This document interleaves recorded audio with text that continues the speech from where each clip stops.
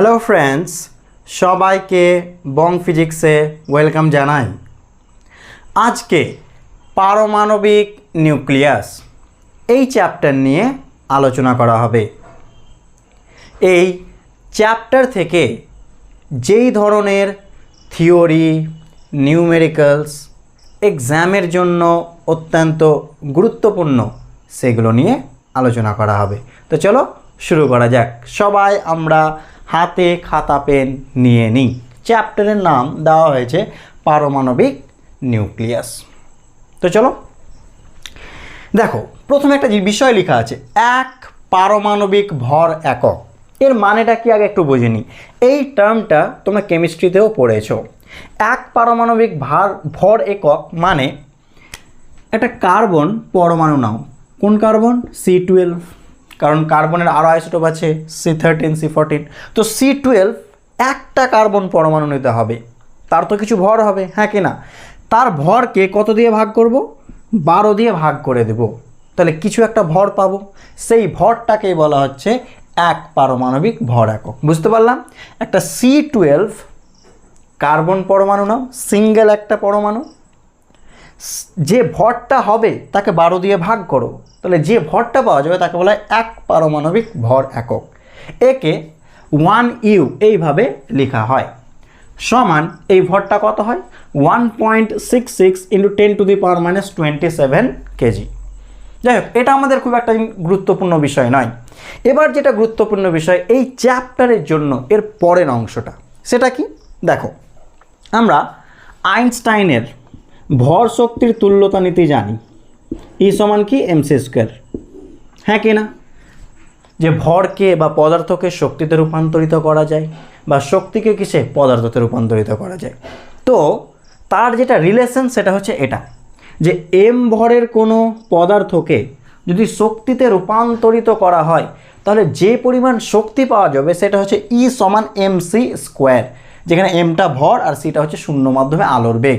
তো গুণ করে যেটা পাবো সেই অ্যামাউন্ট অফ এনার্জিতে কী হবে? কনভার্ট হবে, পরিণত হয়ে যাবে। হয়েছে? ঠিক একই রকমভাবে দেখো, এই যে এক পারমাণবিক ভর একক লিখেছি, হয়েছে? তো এই পরিমাণ ভরকে যদি শক্তিতে রূপান্তরিত করা হয় তাহলে কত পরিমাণ শক্তি পাবো? এটা একটা শর্ট কোয়েশ্চেন প্লাস মুখস্থ রাখবে ম্যাথসের জন্য। সেটা কি? 1U মানে কি?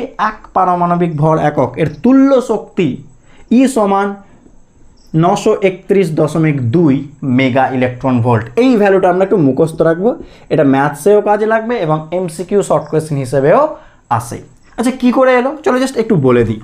E সমান কি? mc²। তো তাহলে কাজ করি, m এর ভ্যালু বসাও। m এর ভ্যালু কত? 1.66 10⁻⁻27 কেজি। হয়েছে? c এর ভ্যালু কত? 3 × 10⁸ মিটার পার সেকেন্ড। তার কি করো? স্কোয়ার। কিছু একটা এনার্জি পাবে, হ্যাঁ কি না? এটা কিসে পাবে? জুলে। কিন্তু এখানে একক কি আছে? Mega electron volt.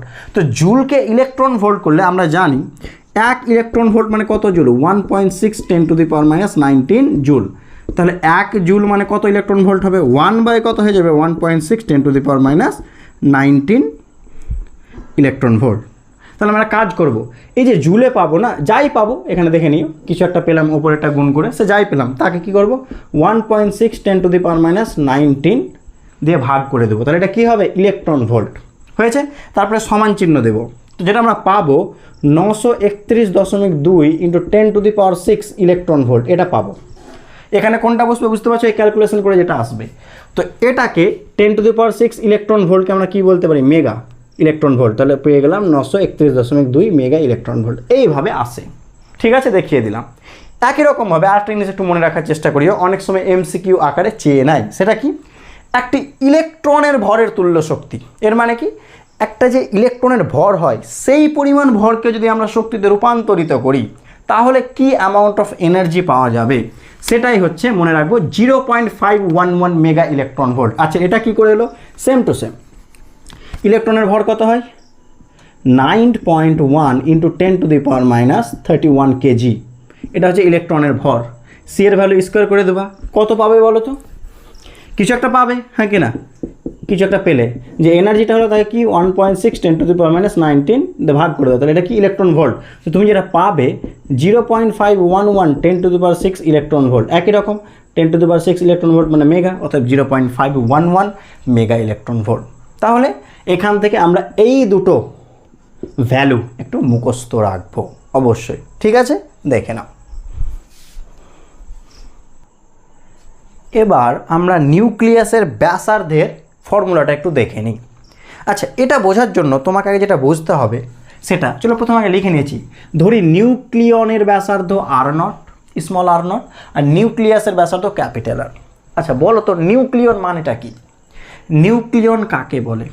মানে বলো, আমি শুনতে পাবো না, তুমি মনে মনে ভাবো নিউক্লিয়ন মানে কি।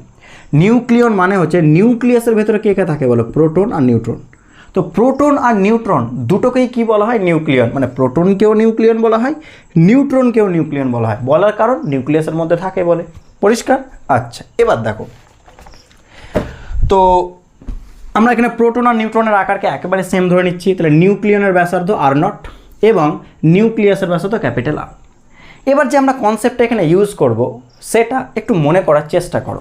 আমাকে বলো তো, ধরে নাও এইরকম অঙ্ক করেছি, ধারকত্বতে করেছি, তড়িৎ বিভবে করেছি। একটু মনে করার চেষ্টা করো যে 64টি ক্ষুদ্র জলবিন্দু যুক্ত হয়ে একটি বড় জলবিন্দুতে পরিণত হলো। করেছি, মনে করার চেষ্টা করো। মনে করো একটা ক্ষুদ্র জলবিন্দু স্মল r, চলো r0 ধরলাম বোঝানোর জন্য। হয়েছে এরকম কটা? 64 যুক্ত হয়ে কী হলো? একটা বড় জলবিন্দু তৈরি হলো যার ব্যাসার্ধ ক্যাপিটাল R। তাহলে আমরা কী বলতে পারি বলো? এই যে বড় জলবিন্দুর আয়তন মানে কি 4/3 পাই r³ এটা কার সাথে সমান হবে? 64টা ছোট জলবিন্দুর আয়তনের সমান। Yes or no?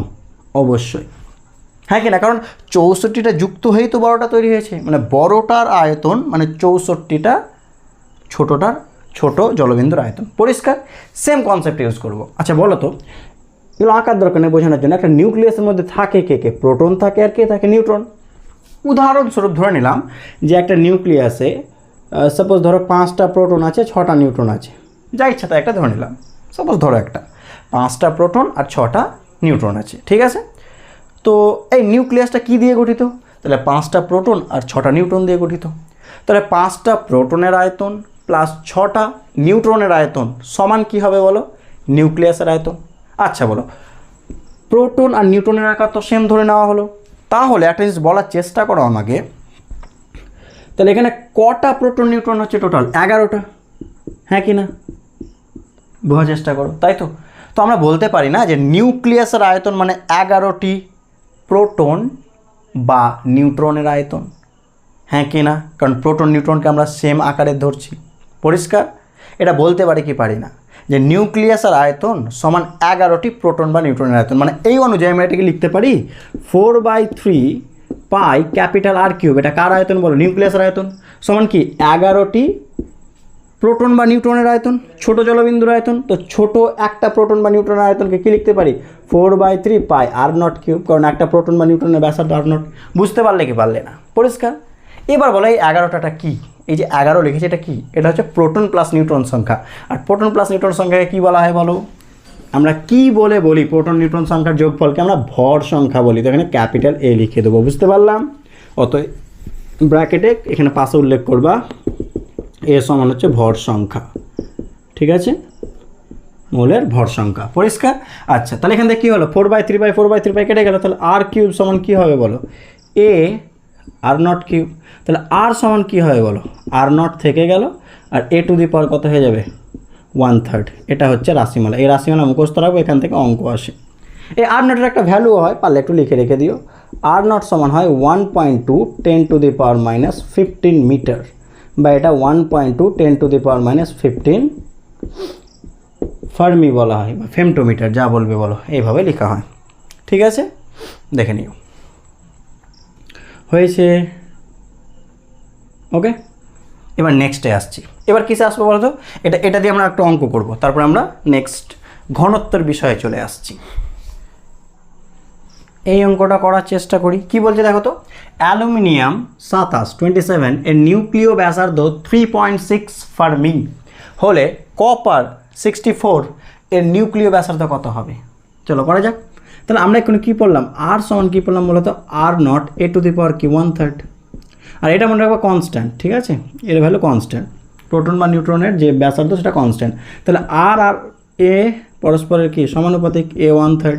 তাহলে প্রথমে কি চেয়েছে কপার, তাহলে আর কপার বাই কী লিখে দিলাম আর অ্যালুমিনিয়াম সমান কী হবে যেহেতু সমানুপাতিক এ কপার বাই কী হয়ে যাবে এ অ্যালুমিনিয়াম, তার কি 1/3, টোটালটার 1/3 করে দিলাম। চলো ভ্যালু বসাই, বা আর কপার আর অ্যালুমিনিয়াম কত গো 3.6 ফার্মি ইকুয়ালস এ কপার, কপারের 64 আর অ্যালুমিনিয়ামের 27, তার কি 1/3। 64 মানে 4 কিউব, 27 মানে কি 3 কিউব, তাহলে কিউবগুলো কেটে যাবে, তাহলে কত হয়ে যাবে 4/3। অতএব আর কপার মানে রেডিয়াস অফ কপার 4/3 ইন্টু কত 3.6, তাহলে 3 × 36, 4 × 48, দেখো 3 × 36 মানে 1.2, 4 × 48, তাহলে উত্তর হবে 4.8 FM। বুঝতে পারলাম, চেক করে নাও। নেক্সট পয়েন্ট করে দিই নিউক্লিয়াসের ঘনত্ব। ঠিক আছে, এই জিনিসটা কি, আচ্ছা দেখো আমি ডিরেক্ট লিখে দিচ্ছি, নিউক্লিয়াসের ঘনত্ব রো সমান কি নিউক্লিয়াসের কি ভর বাই নিউক্লিয়াসের কি আয়তন। বুঝতে পারলাম কি পারলাম না? ঘনত্ব মানে কি হয় ভর বাই আয়তন।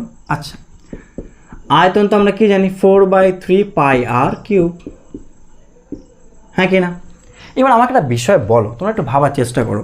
সে সেম উদাহরণ নিচ্ছি, একটা নিউক্লিয়াসে 5টা প্রোটন 6টা নিউট্রন আছে। তাহলে আমাকে বলো তো এই নিউক্লিয়াসের ভর মানে কার ভর? 5টা প্রোটনের ভর প্লাস 6টা নিউট্রনের ভর, হ্যাঁ কি না? বা এইভাবে তো বলতে পারি প্রোটন নিউট্রনের ভরকে অলমোস্ট এখানে ইকুয়াল ধরে নাও, সমান। যদিও জানা আছে নিউট্রন একটু হলেও ভারী হয় প্রোটনের তুলনায়, কিন্তু এখানে সমান ধরো, ঠিক আছে?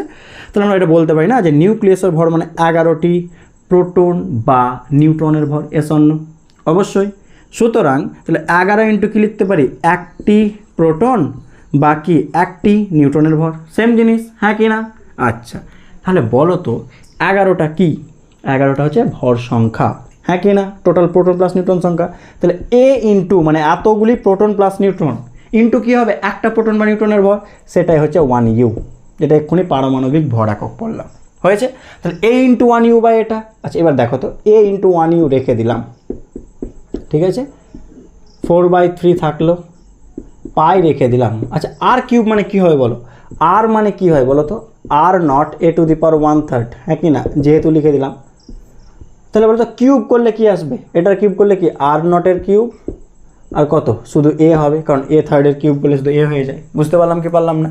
এবার ভালো করে একটা জিনিস লক্ষ্য করো, এ এ কী হয়ে যাবে কেটে যাবে, তাহলে কী পড়ে থাকলো 3টাকে উপরে নিয়ে গেলাম, তাহলে 3 ইন্টু কত 1U by 4 pi r nought cube. এবার তুমি একটা জিনিস ভালো করে ভেবে দেখো, 3 একটা সংখ্যা, 1U এর একটা মান আছে 1.66 10 টু দি পাওয়ার -27 কেজি, 4 এর ভ্যালু পায়ের মান আছে আর নটের সবার মান আছে, তাহলে কি এই টোটাল সংখ্যাটা কী হয়ে গেল ধ্রুবক, ইয়েস অর নো? টোটাল সংখ্যাটা কি ধ্রুবক। তাহলে এখান থেকে কী পেলাম যে নিউক্লিয়াসের ঘনত্ব কী হয় বলো তো ধ্রুবক হয়। আর তুমি যে ভ্যালুগুলো বসাও, কত ভ্যালু জাস্ট আমি এখানে রাফে দেখাচ্ছি, মনে করো তুমি ভ্যালুগুলো বসাতে 3 ইন্টু কত 1.66 10 টু দি পাওয়ার কত বলো -27 কেজি, 4 ইন্টু 22 7 বা 3.14 যা বসাও পায়ের ভ্যালু, আর নট কত 1.2 10 টু দি পাওয়ার মাইনাস কত ছিল বলো 15, তার কি করে দেবো বলো কিউব। এগুলো যদি করো যে ভ্যালুটা পাবো এবং লিখেও রাখো মুখস্থ রাখবে ভ্যালুটা 2.3 into 10 to the power 17 kilogram per metre cube, এটা এসআই পদ্ধতিতে। এটাকে গ্রাম পার যদি সেমি কিউব করো তাহলে 2.3 10 to the power 14 gram per semi cube হয়ে যাবে। এই দুটোই ভ্যালু যেন মুখস্থ থাকে। কীভাবে কোয়েশ্চেন আসতে পারে সব বলে দিচ্ছি। এই একটা নিউক্লিয়াসের ঘনত্ব থেকে কত রকম কোয়েশ্চেন আসতে পারে আমি সমস্ত কিছু তোমাদের বলছি। প্রথম যেটা সালের কোয়েশ্চেন আমি তোমাদের বলি, এসছিল কোয়েশ্চেনটা কেমন ছিল, দেখাও যে নিউক্লিয়াসের ঘনত্ব, চলো আমি রো লিখছি, শুধু মেন অংশটা লিখছি, তুমি লিখে দিও ভাষা দিয়ে, দেখাও যে নিউক্লিয়াসের ঘনত্ব ভর সংখ্যার ওপর নির্ভরশীল নয়, ভর সংখ্যার ওপর নির্ভরশীল নয়, এটা প্রমাণ এসেছিল। ঠিক আছে বলো ভর সংখ্যার উপর নির্ভরশীল। এখানে এ তো কেটে গেল, এ বলে কিছু আছে, তো ব্যাস এটুকু দেখালেই হবে, বা ধ্রুবক লিখে দেওয়া তাহলেই হবে, যে পর্যন্ত করবা কোনো ব্যাপার নেই, মান পর্যন্তও দেখাতে পারো যেটা সুবিধে, কিন্তু তোমাকে এরপর এই মাস্ট এটুকু মিনিমাম দেখাতেই হবে, কারণ এখানে এ বলে দেখো কিছুই নেই। সুতরাং কি আমরা বলতে পারি যে দেখাও যে নিউক্লিয়াসের ঘনত্ব ভর সংখ্যার উপর নির্ভরশীল নয়, ব্যাস এটুকু প্রমাণ করলেই হয়ে যাবে। মাথায় ঢুকলো, দেখো এ কেটে গিয়েছে এটা। নেক্সট আরেকটা কোয়েশ্চেন, দেখাও যে সমস্ত পরমাণুর নিউক্লিয়াসের ঘনত্ব একই হয়। এর মানে কি হাইড্রোজেনের নিউক্লিয়াসের যা ঘনত্ব হবে অক্সিজেন নিউক্লিয়াসের ঘনত্ব সেম হবে অক্সিজেন পরমাণুর, নাইট্রোজেন পরমাণুর সেম হবে, ঠিক আছে, ইউরেনিয়াম পরমাণু সেম হবে, মানে যাই পরমাণু নাও না কেন সবার ঘনত্ব কি সেম।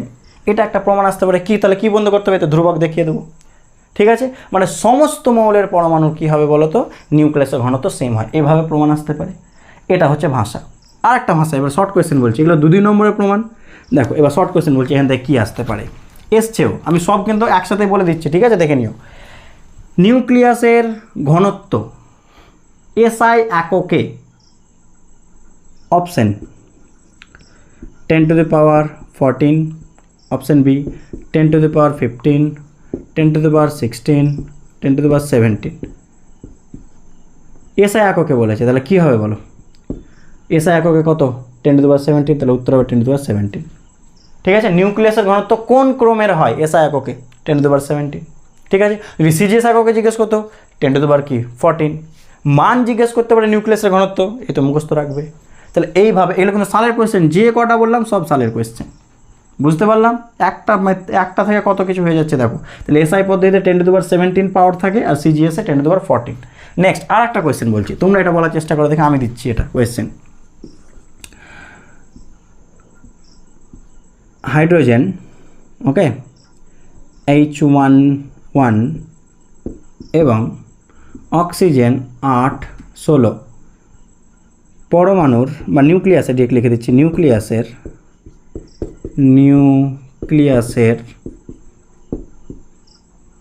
ঘনত্বের অনুপাত কত, ঘনত্বের অনুপাত কত, আমি অপশন দিয়ে দিচ্ছি, বলবে, ঠিক আছে। 1:16, 1:8, 1:32, 1:1, কোনটা হবে বলো। হাইড্রোজেন অক্সিজেন পরমাণু দিয়েছে, নিউক্লিয়াসের ঘনত্বের অনুপাত কত বলে দিয়েছে, বলো কোনটা হবে, কত, 1:16 না 18 না 13, কোনটা, একদম ঠিক বলেছে, অবশ্যই 1:1। কেন বলো তো, এক্ষুনি কি বলা হলো, কোন পরমাণু দেওয়া আছে কিচ্ছু যায় আসে না, সবার ঘনত্ব সেম, তো এর যা ঘনত্ব হবে নিউক্লিয়াসের, এরও ঘনত্ব সেম, তাহলে 1:1। এগুলো জাস্ট তোমাকে ডিস্ট্র্যাক্ট করার জন্য এগুলো দিয়েছে। তোমাকে জিজ্ঞেস করতে পারতো nitrogen, hydrogen, nitrogen, oxygen, carbon, যা জিজ্ঞেস করুক 1:1। এতগুলো কোয়েশ্চেন শুধু নিউক্লিয় ঘনত্ব থেকে বলে দেওয়া হলো, ঠিক আছে। নেক্সট টপিকে আসছি। এবার পয়েন্ট করে দিয়েছি, দেখো নিউক্লিয় বন্ধন শক্তি, এই জিনিসটা কি জাস্ট একটু বলে দিই, দেখে নাও। এগুলো কী লেখা আছে সে পরে আসছি। নিউক্লিয়াসের মধ্যে কে কে আছে, প্রোটন আর নিউট্রন আছে, হ্যাঁ কি না। তো প্রোটন আর নিউট্রনগুলো নিউক্লিয়াসের মধ্যে যে শক্তি দ্বারা আবদ্ধ আছে তাকে কি বলা হয়, নিউক্লিয় বন্ধন শক্তি। বুঝতে পারলাম, প্রোটন আর নিউট্রনগুলো ওরা তো নিউক্লিয়াস থেকে বাইরে চলে যাচ্ছে না, এর মানে কি কিছু এনার্জি দিয়ে তাদেরকে কি ধরে রাখা হয়েছে, নিজেরাকে ধরে রেখেছে। তো যে এনার্জি দিয়ে প্রোটন আর নিউট্রনগুলি নিউক্লিয়াসের মধ্যে আবদ্ধ আছে তাকে কি বলা হয়, নিউক্লিয় বন্ধন শক্তি। ক্লিয়ার। নেক্সট, ভর ত্রুটি কি, দেখে নাও। ভর ত্রুটি মানে হচ্ছে, বোঝার চেষ্টা করো, আমি একটা উদাহরণ দিই তাহলে বুঝতে পারবা। ধরে নাও, সেই সেম উদাহরণ দিচ্ছি, একটা নিউক্লিয়াসে 5টা প্রোটন 6টা নিউট্রন আছে, পরিষ্কার। আচ্ছা, তো আমাকে ধরে নাও একটা প্রোটন আর নিউট্রনের ভরকে সেম বলেছি, একটা প্রোটন বা নিউট্রনের ভরকে 1 গ্রাম ধরে নাও বোঝানোর জন্য, ঠিক আছে। তাহলে একটা প্রোটনের ভরও 1 গ্রাম, একটা নিউট্রনের ভরও 1 গ্রাম ধরে নাও। ক্লিয়ার। তাহলে টোটাল নিউক্লিয়াসের ভর কত হয় বলো, এখানে 5 গ্রাম, যেহেতু 5টা নিউট্রন, এখানে 6টা নিউট্রন, তো কত, 6 গ্রাম। তাহলে 5 আর 6 কত হলো, 11 গ্রাম। তাহলে এই যে নিউক্লিয়াসের ভর হলো সেটা কত হলো বলো তো, 11 গ্রাম। বুঝতে পারলাম কি পারলাম না। তাহলে নিউক্লিয়াসটাকে মাপলে আমি কত পাবো, কত ভর পাবো, 11 গ্রাম, কিন্তু না, 11 গ্রাম পাবো না, 11 গ্রাম থেকে কিছুটা কম পাবো। সাপোজ বোঝানোর জন্য তোরা ধরে নিলাম 10.5 গ্রাম পেলাম। এটা কি করে সম্ভব, নিউক্লিয়াসের মধ্যে আছে প্রোটন আর নিউট্রন, তো প্রোটনের ভর প্লাস নিউট্রনের ভর মানে তো নিউক্লিয়াসের ভর, একেবারে সঠিক। তাহলে সেই অনুযায়ী যদি 1 গ্রাম করে হয় প্রোটন বা নিউট্রন, তাহলে 11 গ্রাম হওয়া উচিত ছিল, একেবারে সঠিক। কিন্তু যখন মাপতে যাবে নিউক্লিয়াসটাকে 11 গ্রাম পাবে না, 11 থেকে কিছুটা কম পাবে। আমি উদাহরণ হিসাবে ধরে নিলাম 10.5 গ্রাম। তাহলে 0.5 গ্রাম কোথায় গেল, হ্যাঁ কি না।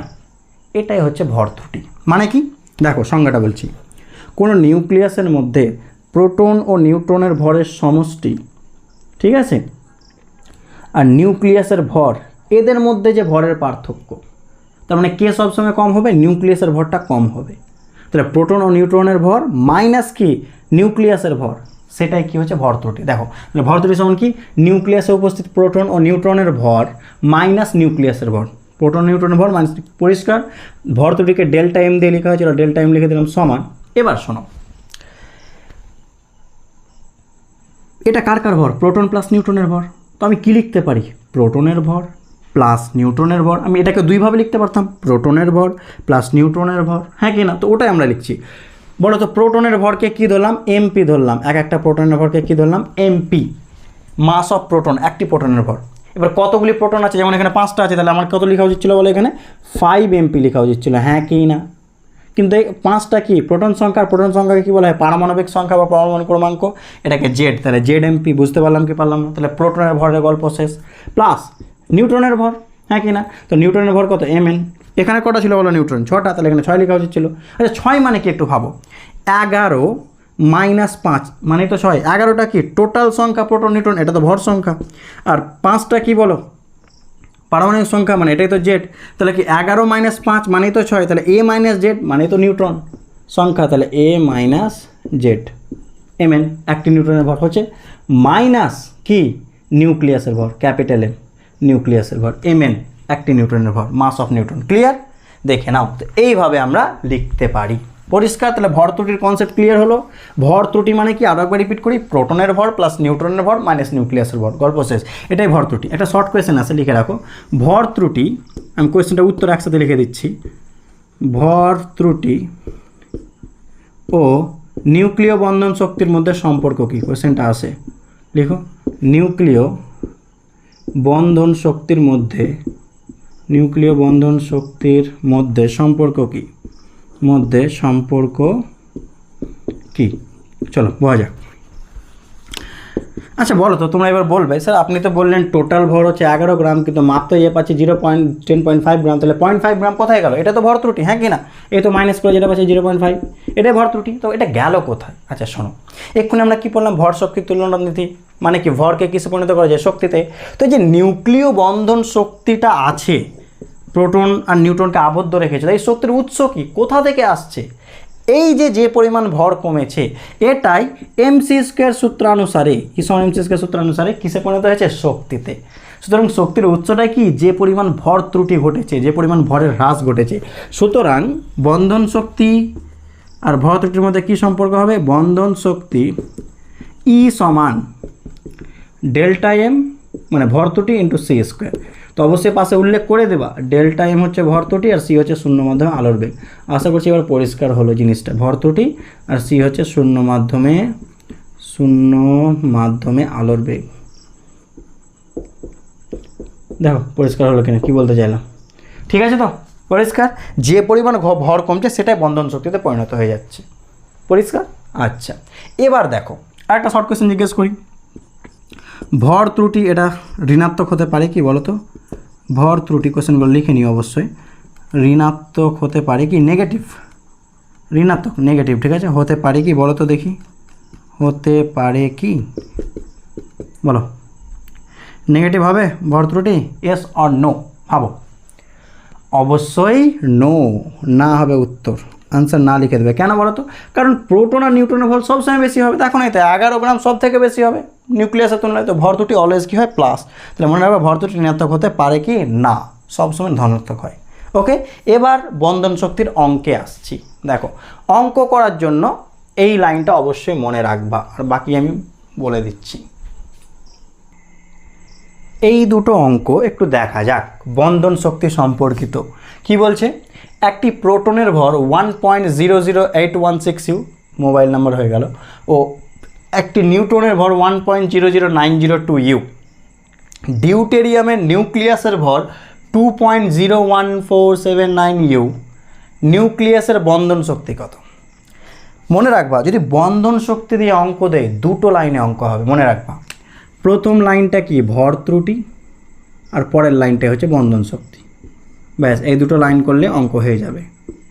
ঠিক আছে, কী করে করব চলো দেখা যাক। তো প্রথমে আগে ভর ত্রুটি বের করতে হবে, কারণ ওটাই তো বন্ধন শক্তিতে পরিণত হবে। ভর দুটি মানে কি, প্রোটনের ভর প্লাস নিউট্রনের ভর না মাইনাস নিউক্লিয়াসের ভর। তো আগে তোমাকে একটা জিনিস দেখতে হবে, কোন পরমাণু নিউক্লিয়াসের কথা বলছি, ডিউটেরিয়াম। আচ্ছা ডিউটেরিয়াম মানে কি লেখানো আছে দেখো, সাধারণ হাইড্রোজেন বা প্রোটিয়াম মানে 1H1, ডিউটেরিয়াম মানে 1H2, আর ট্রিটিয়াম মানে 1H3। তাহলে ডিউটেরিয়াম মানে এই যে এটা 1H2 মানে ভর সংখ্যা কত, 2, মানে একটা প্রোটন আছে নিউক্লিয়াস আর কি আছে, একটা নিউট্রন আছে, হ্যাঁ কি না? তাহলে প্রোটনের এটা একটা প্রোটনের ভর আর আছে কটা, একটাই আছে, তাহলে এটাই হবে প্রোটনের ভর 1.00816 ইউ। যদি দুটো প্রোটন থাকতো 2 দিয়ে গুণ করতাম, যদি তিনটে প্রোটন থাকতো 3 দিয়ে গুণ করতাম, ঠিক আছে? প্লাস একটি নিউট্রনের ভর আছেও একটা নিউট্রন, তাহলে এটাই হবে 1.00902 ইউ, ইউগুলো আবার লিখতে ভুলিও না।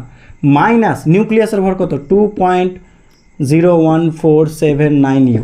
এটাকে তোমরা যদি মাইনাস করো, আমার এখানে লেখা আছে, আমি মোটামুটি করে লিখে দিচ্ছি, 0.00239, 0.0023, তোমরা একটু মিলিয়ে নিও কিন্তু ইউ। ইউ মানে কি, পারমাণবিক ভর একক, মানে এত পারমাণবিক ভর একক।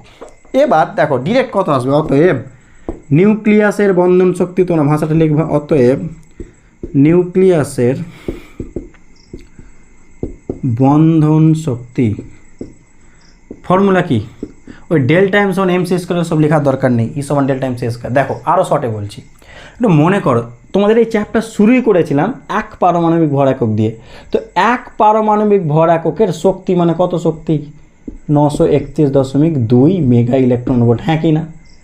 এক পারমাণবিক ভর এককে শক্তিতে রূপান্তরিত করলে এত হয়, তাহলে এত পারমাণবিক ভর এককে রূপান্তরিত করলে কত হবে, এত দ্বিগুণ করে দাও। তাহলে সব থেকে শর্ট ফর্ম বলি বন্ধন শক্তি বের করার, যেটা ভর ত্রুটি পেলে আগে ওটা লিখে দাও, 0.00239, শুধু ইউটা লিখবে না, কি ইউটা কাকে বোঝাচ্ছে, পারমাণবিক ভর একক।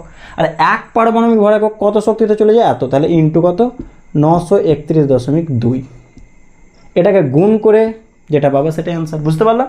তাহলে এটা প্রায় চলে আসবে, আমি লিখে দিচ্ছি এখানে, যেটা লেখা আছে, কত যেন লেখা আছে এখানে, 2.226 সামথিং, অবশ্যই মেগা ইলেকট্রন ভোল্ট। তার মানে বের করার, তাহলে শর্ট ফর্ম কি, ভর ত্রুটি বের করো, যেখানে ইউ আছে বন্ধন শক্তি লেখার সময় শুধু 931.2 লিখে দাও, আনসার হয়ে গেল। তাহলে তোমরা আমাকে পজ করে এটা ট্রাই করে দাও। একটি প্রোটন ও নিউট্রনের ভর যথাক্রমে 1.0073 ইউ, 1.0087 ইউ। একটি O16 নিউক্লিয়াসের ভর 15.990525 ইউ হলে নিউক্লিয়াসের নিউক্লিয়ন প্রতিবন্ধন শক্তি কত? আগে বন্ধন শক্তি বের করো, তারপর বলছি নিউক্লিয়ন প্রতিবন্ধন শক্তি মানে কি, ঠিক আছে? আমি ওপরে একটা মেটাচ্ছি, তোমরা পজ করে নিচেরটা করো দেখি। আগে বন্ধন শক্তি বের করে দাও, চলো পজ করে ট্রাই করো দেখি। সরে গেলাম, লিখেছো, পজ করে ট্রাই করো, মিলিয়ে নাও কী করেছিলাম। তাহলে ভর ত্রুটি মানে কি বলো, প্রোটনের ভর। আচ্ছা আগে কি পরমাণু আছে দেখো, অক্সিজেন। আচ্ছা O16 মানে কি, 8টা প্রোটন আছে আর 8টা কি আছে, নিউট্রন আছে, হ্যাঁ কি না? তাহলে প্রোটনের কটা প্রোটনের ভর হবে, 8টা প্রোটনের ভর। তাহলে কি ভর ত্রুটি মানে কি, 8 ইন্টু একটা প্রোটনের ভর, কত বলেছে একটা প্রোটনের ভর, 1.0073 ইউ। অনেকে আবার শুধু হয়তো 1.0073 ইউ বসিয়ে দিয়েছিলে, 8টা প্রোটন, তাই না? কটা প্রোটন তত দ্বিগুণ করতে হবে, আর নিউট্রন প্লাস কটা নিউট্রন আছে বলে, 8টা নিউট্রন, তাহলে 8 ইন্টু কত, 1.0087 ইউ, ঠিক আছে? তাহলে 8টা প্রোটনের ভর, 8টা নিউট্রনের, মাইনাস কি নিউক্লিয়াসের ভর, নিউক্লিয়াসের ভর কত, 15.990525 ইউ। এটাকে যদি মাইনাস করো কত পাবে একটু দেখে নাও, ক্যালকুলেটার তো আছে আমার এখানে করা আছে, তোমরা অবশ্যই মিলিয়ে নেবে জিনিসগুলোকে, আমার লেখাতে বিশ্বাস করবে না। 0.137475, ঠিক আছে? এত ইউ, তোমরা একটু দেখে নিও কী আসছে, যেটা আসছে সেটাই 74, যাই হোক। তো অতএব বন্ধন শক্তি কত হবে বলো, যেখানে ইউ সেখানে কত বসাতে বলেছিলাম, 931.2, তাহলে সংখ্যাটা লিখি 0.1374775, ঠিক আছে? ইন্টু ইউ মানে কত, 931.2। এটাকে গুণ করলে কত পাবে, এটাকে প্রায় পেয়ে যাবে, কত যেন লেখা আছে, 128.016, এরকম কিছু আমার লেখা আছে, তোমরা অবশ্যই মিলিয়ে নিও। এটা হচ্ছে কি বন্ধন শক্তি, কিন্তু আমাকে বন্ধন শক্তি চাইনি, চেয়েছে কি নিউক্লিয়ন প্রতিবন্ধন শক্তি। এটা আবার মানে কি, চলো সেই লাইনটা এবার লিখছি, মেটাই। অতএব লিখো, অতএব নিউক্লিয়ন প্রতিবন্ধন শক্তি, ভাষাটা লিখো, যা মিটিয়ে দিলাম, শুধু শুধু ওখানে হয়ে যেত। অতএব নিউক্লিয়ন প্রতিবন্ধন শক্তি, নিউক্লিয়ন প্রতিবন্ধন শক্তি সমান কী হবে বলো তো, মনে রাখিও এটা, বন্ধন শক্তি বাই ভর সংখ্যা, বন্ধন শক্তি বাই ভর সংখ্যা, এটা হচ্ছে নিউক্লিয়ন প্রতি বন্ধন শক্তির মানে। বন্ধন শক্তি বাই ভর সংখ্যা, বন্ধন শক্তি কত 128.016, ঠিক আছে। আর অক্সিজেনের ভর সংখ্যা কত, মাথায় কত ছিল 16, ব্যাস ভাগ করে এটা হবে উত্তর। এটা চলে আসবে সামথিং 8.001 সামথিং এরকম কিছু একটা চলে আসবে, দেখে নিই, এত মেগা ইলেকট্রন ভোল্ট, ব্যাস এটা হয়ে গেল উত্তর। ঠিক আছে, তাহলে বুঝতে পারলাম নিউক্লিয়ন প্রতি বন্ধন শক্তি মানে কি, দেখে নিও। এবার আমরা চলে এলাম তেজস্ক্রিয়তাতে। যাক সংজ্ঞাটা আমি এখানে লিখে নিই, জাস্ট সংজ্ঞাটা আমরা তো আর আসে না, জাস্ট কী জিনিসটা একটু জেনে নিই। দেখবে কিছু ভারী মৌল আছে, নর্মালি কোন সমস্ত মৌলগুলো, যেগুলোর পারমাণবিক সংখ্যা 83 থেকে কি বেশি, ঠিক আছে। সাধারণত ইউরেনিয়াম, থোরিয়াম, ঠিক আছে। তো এই ভারী মৌলগুলোর ক্ষেত্রে একটা বিষয় ঘটে, এদের নিউক্লিয়াস একটু অস্থায়ী হয়, মানে প্রাকৃতিকভাবে বলো বা কৃত্রিমভাবে এই সমস্ত নিউক্লিয়াস থেকে বিভিন্ন ধরনের রশ্মি নির্গত হয়। সেই রশ্মিগুলো আমরা জানি কি, আলফা, বিটা, গামা, ঠিক আছে। এই যে ঘটনা, একে কি বলা হয়, তেজস্ক্রিয়তা। আর একবার রিপিট করি, যে সমস্ত ভারী মৌলগুলো আছে নর্মালি কত বললাম, পারমাণবিক সংখ্যা 83 থেকে কি বেশি, সেই সমস্ত পরমাণুগুলির নিউক্লিয়াস থেকে প্রাকৃতিকভাবে কৃত্রিমভাবে দুই রকমভাবেই ওদের নিউক্লিয়াস থেকে বিভিন্ন ধরনের রশ্মি নির্গত হয় এবং তারা অন্য একটি মৌলের বা পরমাণু নিউক্লিয়াসে কি রূপান্তরিত হয়। তো এই যে ঘটনা, একে কি বলা হয়, তেজস্ক্রিয়তা। ক্লিয়ার হলো? আচ্ছা, এবার কোনো পরমাণু নিউক্লিয়াস স্থায়ী হবে কি অস্থায়ী হবে, এটা কার ওপর নির্ভর করে, অবশ্যই নিউক্লিয়ন প্রতিবন্ধন শক্তির ওপর। মানে এই যে নিউক্লিয়াসের মধ্যে প্রোটন ও নিউট্রনগুলো আছে, তো বললাম না যে বন্ধন শক্তিতে আবদ্ধ আছে, তো নিউক্লিয়ন প্রতিবন্ধন শক্তি যত বেশি হবে তত বেশি স্থায়ী, আর নিউক্লিয়ন প্রতিবন্ধন শক্তি কম হলে কম স্থায়ী হবে, হ্যাঁ কি না। তো এই গ্রাফটা খুব আসে, বা এই শর্ট কোয়েশ্চেনটা মনে রাখবা যে কোনো নিউক্লিয়াসের স্থায়িত্ব কার ওপর নির্ভর করে, নিউক্লিয়ন প্রতিবন্ধন শক্তির ওপর। এর মান যত বেশি হয় সেই নিউক্লিয়াস তত বেশি স্থায়ী হয়, ঠিক আছে। সাধারণত নিকেলের নিউক্লিয়ন প্রতিবন্ধন শক্তি সব থেকে কি বেশি, প্রায় কত হয়, 8.8 মেগা ইলেকট্রন ভোল্ট, ঠিক আছে। নিউক্লিয়ন প্রতিবন্ধন শক্তি যাদের 8 মেগা ভোল্টের কাছাকাছি হয় তারা সব থেকে বেশি কি হয়, স্থায়ী হয়। তো এই কোশ্চেনটা খুব আসে, নিউক্লিয়ন প্রতিবন্ধন শক্তি আর ভর সংখ্যার লেখচিত্র অঙ্কন করে, খুব ইম্পর্টেন্ট। এই লেখচিত্রটা আমার দেখে আঁকিও না, আমি জাস্ট তোমাকে একটা আইডিয়া দিয়েছি, তুমি এটাকে বই থেকে যেভাবে সুন্দরভাবে আঁকা আছে ওইভাবে হুবহু আঁকার চেষ্টা করি, আমি মোটামুটি একটা এঁকেছি, ঠিক আছে। আচ্ছা, গ্রাফটা কী বোঝাচ্ছে দেখো, গ্রাফটা এটুকুই বোঝাচ্ছে, দেখো হাইড্রোজেন, বইয়ে দেখবে অনেকগুলো মৌলের নাম লেখা আছে, অতগুলো দরকার নেই, আমি কিছু জাস্ট লিখে রেখেছি, hydrogen, helium, carbon, nickel, uranium. ভালো করে দেখো, এই যে ডট ডট দিয়েছে এটা কার ঘর, এটা হচ্ছে 8 মেগা ইলেকট্রন ভোল্ট নিউক্লিয় বন্ধন শক্তির মান, নিউক্লিয়ন প্রতিবন্ধন শক্তির মান। আর এর পাশে ভর সংখ্যা, তো ভর সংখ্যা 100, 200 এরকম করে, ঠিক আছে। তো ভালো করে মনে রাখবো যে ভালো দেখো তো কোন অংশটাতে নিউক্লিয়ন প্রতিবন্ধন শক্তি সব থেকে বেশি, এই যে দেখো এই অংশটাতে, হ্যাঁ কি না, দেখো 8-এর কাছাকাছি, তো এই মৌলগুলো সব থেকে বেশি স্থায়ী। আর বাম পাশে দেখো এই যে হাইড্রোজেন বলো, আর ডান পাশে দেখো ইউরেনিয়াম, একটা উদাহরণ নিয়েছি, ঠিক আছে। এদের বন্ধন শক্তি কি, নিউক্লিয়ন প্রতিবন্ধন শক্তি কি হচ্ছে কম, তাই এরা কি অস্থায়ী। তার জন্য দেখবে যখন নিউক্লিয় সংযোজন ঘটে তখন হাইড্রোজেন যুক্ত হয়, আর যখন নিউক্লিয় বিভাজন ঘটে তখন ইউরেনিয়াম, থোরিয়াম এই ব্যাপারগুলো চলে আসে। কারণ কি, তাদের বন্ধন শক্তি কম, তারা অস্থায়ী, তারা বিভাজিত হয়ে স্থায়ী মৌলে পরিণত হয় বা সংযোজিত হয়ে স্থায়ী মৌলে রূপান্তরিত হয়। তাহলে বুঝতে পারলাম বিষয়টা, এই হচ্ছে ঘটনা। তাই এক কথায় এই লেখচিত্র ভালো করে রাখিও, আর এই বিষয়টা একটু মনে রাখবা। এবার আমরা চলে আসব আলফা, বিটা, গামা রশ্মি সম্পর্কে আমরা কিছু জানবো, এবং এখান থেকে কত ধরনের কোয়েশ্চেন আছে সেই বিষয়গুলো একটু দেখে নেব। দেখো, এবার আমরা আলফা, বিটা, গামা এই সমস্ত বিষয়গুলো নিয়ে একটু জেনে নিই। তাহলে প্রথমে যেন আলফা রশ্মি সম্পর্কে জানি। তো মনে রাখবো আলফা রশ্মি কোনো রশ্মি নয়, এটা হচ্ছে কণার স্রোত, ঠিক আছে। আর ওই কণাগুলো হচ্ছে আলফা কণা, ওটা লেখা আছে আলফা রশ্মি আসলে কোনো রশ্মি নয়, উচ্চ বেগ সম্পন্ন কণার স্রোত, প্রতিটি কণাকে আলফা কণা বলে। নেক্সট, আলফা কণার আধান কত হয় +2e, মানে কি দুটো প্রোটনের আধানের সমান, লিখে রাখতে পারো পাশে, দুটি প্রোটনের আধানের সমান লিখে দিও, ঠিক আছে, +2e দুটো প্রোটনের আধানের সমান। নেক্সট ভর কত, এখানে প্রায় কথাটা উল্লেখ করিও, প্রায় কি 4টি প্রোটনের ভরের সমান। এমপিটা কি একটা প্রোটনের ভর, তাহলে 4 × এমপি মানে কি 4টি প্রোটনের ভরের সমান। আর কি দিয়ে চিহ্ন দিয়ে কিভাবে দেখানো হয় আলফাকে, নর্মালি আলফা দিয়ে তো দেখানো হয়, আর একটা 2He4 হিলিয়াম পরমাণু যে ব্যাপারটা এইভাবে দেখানো হয়। প্রতিটি আলফা কণা আসলে হিলিয়াম পরমাণু নিউক্লিয়াস। কেন এটা বোঝো। আচ্ছা বলো তো হিলিয়াম পরমাণু নিউক্লিয়াসে আছে কি কি? হিলিয়াম পরমাণু মানে কি 4 ভর সংখ্যা, 2 প্রোটন সংখ্যা, তাহলে 2টো প্রোটন আছে আর 2টো কি আছে নিউট্রন, বুঝতে অসুবিধা নেই, হয়েছে। এবার বলো তো হিলিয়াম পরমাণুর আধান কত হবে, নিউক্লিয়াস নিউট্রনে তো কোনো আধান হয় না, তাহলে যা আধান হবে কার প্রোটনের, তাহলে 2টো প্রোটনের আধান মানে কত +2e। আর ভর কত হবে, 2টো প্রোটনের ভর প্লাস 2টো নিউট্রনের ভর মানে কত 4টি প্রোটন প্লাস নিউট্রনের ভর, মানে প্রোটন আর নিউট্রনের ভর যদি প্রায় সমান আমরা ধরে নিই তাহলে 4টা প্রোটনের ভর বলতে পারি, তো প্রায় দেখো 4টি প্রোটনের ভর। ক্লিয়ার হলো। সুতরাং হিলিয়াম পরমাণু নিউক্লিয়াস মানে কি আলফাকে তো বোঝাচ্ছে, পরিষ্কার। আচ্ছা নেক্সট চিহ্ন। এবার দেখো যখন একটা মৌল থেকে, চলো এক্স ধরে নিলাম, এক্স পারমাণবিক সংখ্যা জেড ভর সংখ্যা এ, মনে করো এখান থেকে একটা আলফা নির্গত হলো, তাহলে কি চেঞ্জেস আসবে, রেডে দেখতে পাবে কি চেঞ্জেস আসবে, যে নতুন মৌলটা উৎপন্ন হবে পরমাণুটা নিউক্লিয়াসটা, সেখানে কি পরিবর্তন আসবে চলো দেখা যাক, দেখে নাও।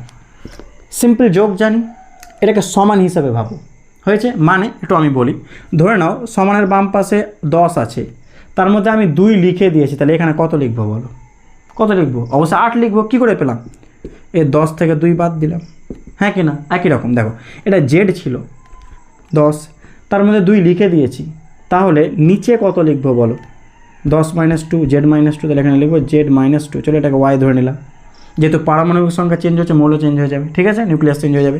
আচ্ছা ভর একই রকম, ওপরে দেখো এ, তার মধ্যে 4 লিখে দিয়েছি, তাহলে এখানে কত লিখবো a - 4।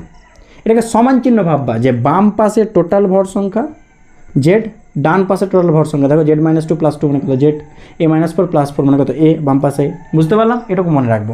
একটা উদাহরণ নিয়ে চলো, যেমন একটা উদাহরণ নিলাম, ইউরেনিয়াম 92 238 থেকে যদি হিলিয়াম নির্গত হয় কি হবে বলো, হিলিয়াম মানে সরি আলফা একই জিনিস, নির্গত হয় তো কী হবে, মনে রাখবা 2 কমে যাবে মানে নিচে কত হবে 90, আর 90 মানে কি থোরিয়াম। এগুলো নাম মুখস্থ রাখলেও চলে, খুব একটা কিছু যায় আসে না, ঠিক আছে।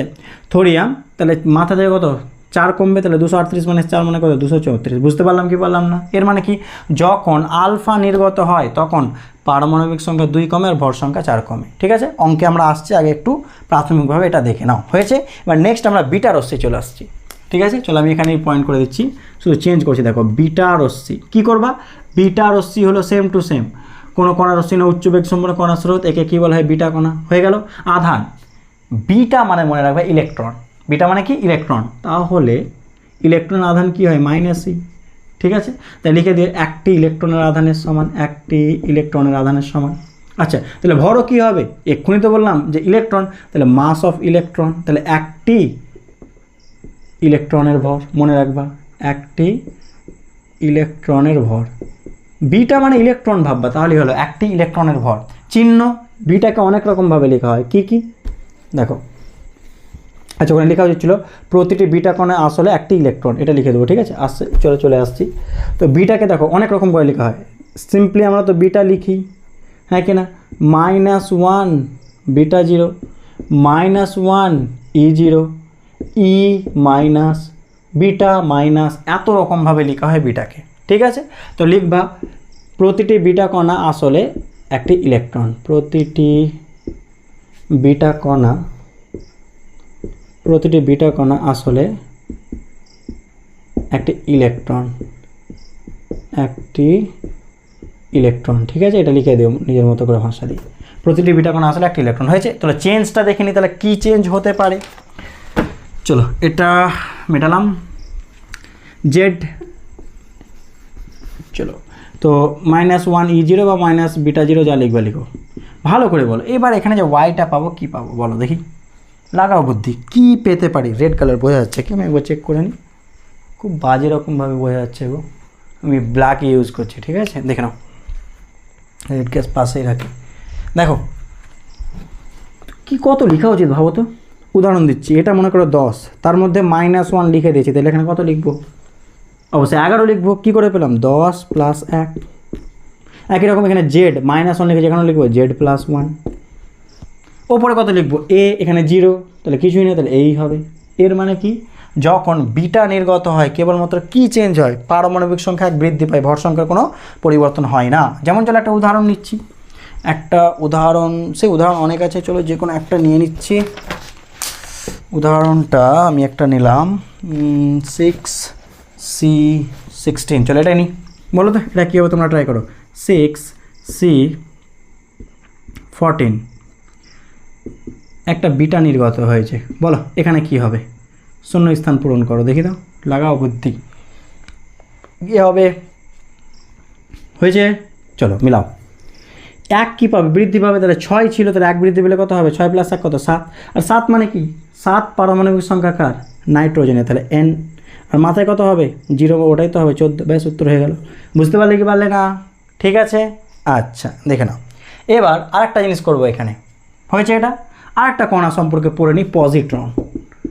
পজিট্রন এটা কি বলো তো? এটাও ইলেকট্রন, কিন্তু প্লাস ইলেকট্রন, মানে সবচেয়ে সহজ ভাষায় প্লাস ইলেকট্রন। এটা আবার কেমন জিনিস? সব সেম টু সেম, ঠিক আছে, প্লাস ইলেকট্রন। এর মানে কি? ইলেকট্রনের মতোই ভর আধান সব, কিন্তু সব প্লাস, মানে ইলেকট্রনের ভর মাইনাস ছিল, এটা প্লাস। তাহলে এখানে কি লিখতে পারি? আধানটা কি হবে? পজিট্রনের আধান কি হবে? +E হবে, ঠিক আছে, আধানটা। আচ্ছা, ভরটা কী হবে? একটা ইলেকট্রনের ভর সমান, ওটা আর বলতে যাচ্ছি না। আর চিহ্নটা কি? আচ্ছা চিহ্নটা দেখাচ্ছি, চিহ্নটা এগুলো সব প্লাস করে দাও, E+, বিটা প্লাস, ঠিক আছে। এখানে মাইনাসের জায়গায় প্লাস হয়ে যাবে শুধু, ঠিক আছে, মানে কি? +β 0, +1 β 0, বা +1 E 0, বা E plus beta plus. Normally এটা বেশি ইউজ করা হয়, E+, বিটা প্লাস, এগুলো বেশি ইউজ করা হয়, ঠিক আছে, এইভাবে পড়বা। তাহলে বলো তো উল্টো চেঞ্জ হলে কী হবে বলো? সাপোজ ধরো x জেড ওয়াই একটা বিটা প্লাস নির্গত হচ্ছে, এর মানে কি? এর মানে কি? বিটা প্লাস মানে তো দেখো প্লাস, তো এখানে যে প্লাস আছে, তাহলে এ পাশে কী হবে বলো? মানে মনে করো এটা 10, এখানে +1, তাহলে এখানে কত হবে? 9 হবে। কী করে পেলাম? 10 থেকে 1 বাদ। তাহলে এই জিনিসটা কী হবে বলো? সেম টু সেম, খালি জেড মাইনাস কত হয়ে যাবে? 1 ওয়াই, আর এ ওপরে চেঞ্জ হবে না, এই থাকবে। তাহলে এটা মনে রাখি পজিট্রন নির্গমনের ক্ষেত্রে, ঠিক আছে। তাহলে পজিট্রন নর্মালি আমরা E+, বিটা প্লাস এটা দিয়ে বেশি লেখা হয়, E+, বিটা প্লাস, এটা হচ্ছে পজিট্রন। ক্লিয়ার? আচ্ছা, কখন কি নির্গত হয় সেখানেও চলে আসছে, মেটা এটা। আচ্ছা, একটা উদাহরণ দিই, চেঞ্জ করে দাও তাহলেই তো হলো। যেমন এই উদাহরণটা দিই, 7N13, বলো এটা কি হবে? একটা বিটা প্লাস নির্গত হয়েছে। এক্সাম্পল এগুলো সব কী হবে বলো? 1 কি কমে যাবে, তাহলে 7 - 1, তাহলে 6, 6C13 হয়ে গেল। বুঝতে পারলাম? আচ্ছা, অঙ্কে এখন আসছে, অনেক অঙ্ক আছে, অঙ্কে চলে আসছে, আগে এটুকু করো, হয়েছে। আচ্ছা, পরীক্ষায় আসে বিটা কণার উৎস কী? পরীক্ষায় আসে পজিট্রনের উৎস কী? ঠিক আছে, তো ভাষাটা তোমরা লিখবা, আমি জাস্ট তোমাকে মেন অংশটা বলছি। দেখো বিটা কণা কখন নির্গত হয়, আমরা সিম্পলি এইভাবে লিখে দেবো। নিউক্লিয়াসের মধ্যে নিউট্রন আর প্রোটনের এক্সচেঞ্জ হতেই থাকে, নিউক্লিয়াসের মধ্যে নিউট্রন প্রোটন এক্সচেঞ্জ হতেই থাকে। তো মনে রাখবা, যখন একটি নিউট্রন প্রোটনে পরিণত হয় তখন বিটা নির্গত হয়। বিটা মাইনাস দিয়ে দিলাম, চলো, ঠিক আছে, তখন বিটা কণা নির্গত হয়। মাথায় ঢুকলো? হয়েছে, বা E- লিখতে পারো। তার সাথে আর একটা কণা অ্যান্টি নিউট্রিনো একটু লিখে দিও, ঠিক আছে, এটা ভরহীন আধানহীন কণা, অ্যান্টি নিউট্রিনো। তাহলে দেখো কেন, তার ভালো করে বোঝা। দেখো নিউট্রন কিসে পরিণত হচ্ছে? প্রোটনে। তো নিউট্রনের আধান কত ছিল? 0, কিন্তু প্রোটনের আধান কত? +E। তো 0 থেকে তো +E হতে পারে না, আধান সংরক্ষণ হতেই হবে, ঠিক আছে, আধান সংরক্ষণ হতেই হবে, এটা তো হতে পারে না। তাহলে আগে 0 ছিল, তো পরেও 0 করতে হবে, তাহলে কি একটা -E নিলে 0 হবে। তো -E মানে কি? -E মানে ইলেকট্রন, মানে কি বিটা। তাহলে বিটা নিলে কী হয়ে যাবে বলো তো? -E + E কত? 0, আগের মতো হয়ে গেল। আর তার সাথে ওই ভরবেগ টরবেগ সংরক্ষণের জন্য একটা কণা নিউট্রিনো উৎপন্ন হয়, অ্যান্টি নিউট্রিনো।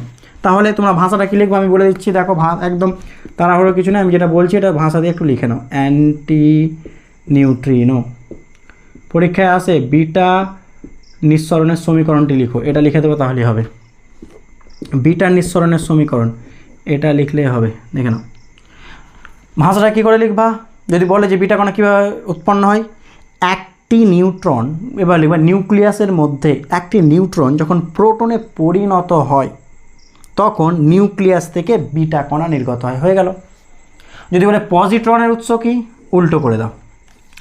একটি প্রোটন যখন কিসে পরিণত হয়, নিউট্রন। প্রোটন মানে কি বলো, প্লাস ই থেকে জিরো, এটা তো হতে পারে না, আধান তো সংরক্ষণ হতে হবে, সুতরাং এর সাথে একটা প্লাস ই উৎপন্ন হবে, ওটাই তো পজিট্রন, ই প্লাস বা বিটা প্লাস। তার সাথে নিউট্রিনো উৎপন্ন হয়। আগেরটা কী ছিল, অ্যান্টি নিউট্রিনো, এটা হচ্ছে নিউট্রিনো, এখানে লিখে দেবা নিউট্রিনো, শুধু অ্যান্টিটা বাদ দিয়ে দেবো, আন্টি নয় অ্যান্টি, এটা শুধু হবে নিউট্রিনো। তাহলে এটা কি কার উৎস বলো তো, নিউট্রিনো, এটা হচ্ছে তোমার পজিট্রনের উৎস এটা, ঠিক আছে। তাহলে মনে রাখবো অপোজিট, বিটার উৎস পজিট্রনের উৎস, এটা একটু মনে রাখিও, ক্লিয়ার। তো মনে রাখবা বিটা নির্গত হলে 1 বৃদ্ধি পায় আর পজিট্রন নির্গত হলে 1 হ্রাস পায়, কি পারমাণবিক সংখ্যা, ক্লিয়ার। বিটা নির্গত হলে পারমাণবিক সংখ্যা 1 বৃদ্ধি পায় আর পজিট্রন নির্গত হলে পারমাণবিক সংখ্যা 1 হ্রাস পায়, ভর সংখ্যা তো চেঞ্জ হবে না, ক্লিয়ার হয়েছে সব, ওকে। এবার আমরা অঙ্কে আসছি, মেটাই। আচ্ছা ভাষাটা কি, সেম টু সেম, এখানে কী লিখবা, নিউক্লিয়াসের মধ্যে যখন একটি প্রোটন নিউট্রনে পরিণত হয় তখন নিউক্লিয়াস থেকে কি পজিট্রন নির্গত হয়, ক্লিয়ার, ওকে। চলো এবার আমরা চলে আসছি বিভিন্ন রকম ম্যাথসে, আগে এই পর্যন্ত দেখে নিও। আচ্ছা গামাটা বলা হয়নি তাই না, তো গামাটা এখানেই বলে দিচ্ছি, মনে রাখবা গামা কোনো কণা টনা নয়, গামা হচ্ছে তড়িৎ চুম্বকীয় তরঙ্গ, তড়িৎ এখানে পড়ার কোনো কিছু নেই, তড়িৎ চুম্বকীয় তরঙ্গ লিখে দিও, আধানহীন ভরহীন, কেমন, আধানহীন ভরহীন, ঠিক আছে, এটা লিখে দেওয়া হয়েছে, আধানহীন ভরহীন। আরও একবার রিপিট করি, গামা কেমন, তড়িৎ চুম্বকীয় তরঙ্গ, এটি আধানহীন ভরহীন। কী কী পরীক্ষায় এসেছিলো আমি বলে দিচ্ছি। বিটা কণার উৎসের সমীকরণটি লেখো, বিটা নিঃসরণের সমীকরণ পরীক্ষায় এসছে, ঠিক আছে, ক্লিয়ার। আচ্ছা আর এখান থেকে হ্যাঁ এটা আরেকটা কোয়েশ্চেন এসছে, অ্যান্টি নিউট্রিনো বা নিউট্রিনোকে শনাক্ত করা খুব কঠিন কেন, এই যে এখানে একটা কোথায় গেল, অ্যান্টি নিউট্রিনো রাশিমাটা কথা, আচ্ছা মিটিয়ে দিলাম। এই যে অ্যান্টি নিউট্রিনো এটা বা নিউট্রিনো এটা, এগুলোকে শনাক্ত করা খুব দুঃসাধ্য কেন, কোয়েশ্চেনটা লিখে রাখো, অ্যান্টি নিউট্রিনো বা নিউট্রিনোকে শনাক্ত করা খুব দুঃসাধ্য কেন, লেখা হয়েছে কোয়েশ্চেনটা। আচ্ছা এবার একটা বিষয় বলো, দুঃসাধ্য মানে কি, ডিটেক্ট করা যায় না খুব সহজে। আচ্ছা কাকে ডিটেক্ট করতে পারবো, যার বাস্তবিক অস্তিত্ব আছে, যাকে আমরা, যার ভর আছে, যার আধান আছে, তাকেই তো আমরা ধরতে পারবো, যার ভর নেই আধান নেই কী করে ধরবো। তো মনে রাখবা এভাবে লিখে দেবা, নিউট্রিনো হোক বা অ্যান্টি নিউট্রিনো ভরহীন ও আধানহীন হওয়ায়, এটা সালের কোয়েশ্চেন তার জন্য বলছি, ভরহীন ও আধানহীন হওয়ায়, কি বললাম, ভরহীন ও আধানহীন হওয়ায় একে শনাক্ত করা দুঃসাধ্য, বুঝতে পারলাম কোয়েশ্চেনটা। নিউট্রিনো অ্যান্টি নিউট্রিনো ভরহীন ও আধানহীন হওয়ায় এদের শনাক্ত করা দুঃসাধ্য, লিখে নাও। এবার ম্যাথসে আসছি, এই অঙ্কগুলো দেখা যাক। দেখো কি বলছে প্রথম অঙ্কটা, 7n14 plus x 6c14 1h1, তাহলে এক্স সমান কত, অপশান দেওয়া আছে -1e0 1h1 1h2 0n1। কী করে করব, এইগুলো অঙ্ক করার সময় বলেছিলাম এটাকে সমান ভাববো, বাম পাশে নিচে যা হবে ডান পাশে টোটাল নিচে তাই হবে, বাম পাশে ওপরে যা হবে মানে ভর সংখ্যা ডান পাশে ওপরে তাই। চলো করা যাক, ডান পাশে নিচে ওপরেটা দেখো, 14 আর 1 কত 15, এখানে 14 তাহলে আর কত দরকার 1, তাহলে ওপরে হবে 1, মাথায় ঢুকলো, তবে তো 15 হবে। নেক্সট নিচে দেখো 6 আর 1 কত 7, এখানে 7 আছে তাহলে এখানে কিছু হবে কি, কিছু হবে না 0, তাহলে নিচে 0 ওপরে 1, নিউট্রন, মনে রাখবা এটা নিউট্রন লিখে রাখিও, নিউট্রনকে এইভাবে দেখানো হয়, নিউট্রন 0n1 এইভাবে নিউট্রনকে দেখানো হয়, ঠিক আছে। নেক্সট এ থেকে বিটা প্লাস মানে পজিট্রন, A1 থেকে আলফা নির্গত হয়েছে, তো কী হয়েছে A2, বলছে A2 এর ভর সংখ্যা পারমাণবিক সংখ্যা যথাক্রমে,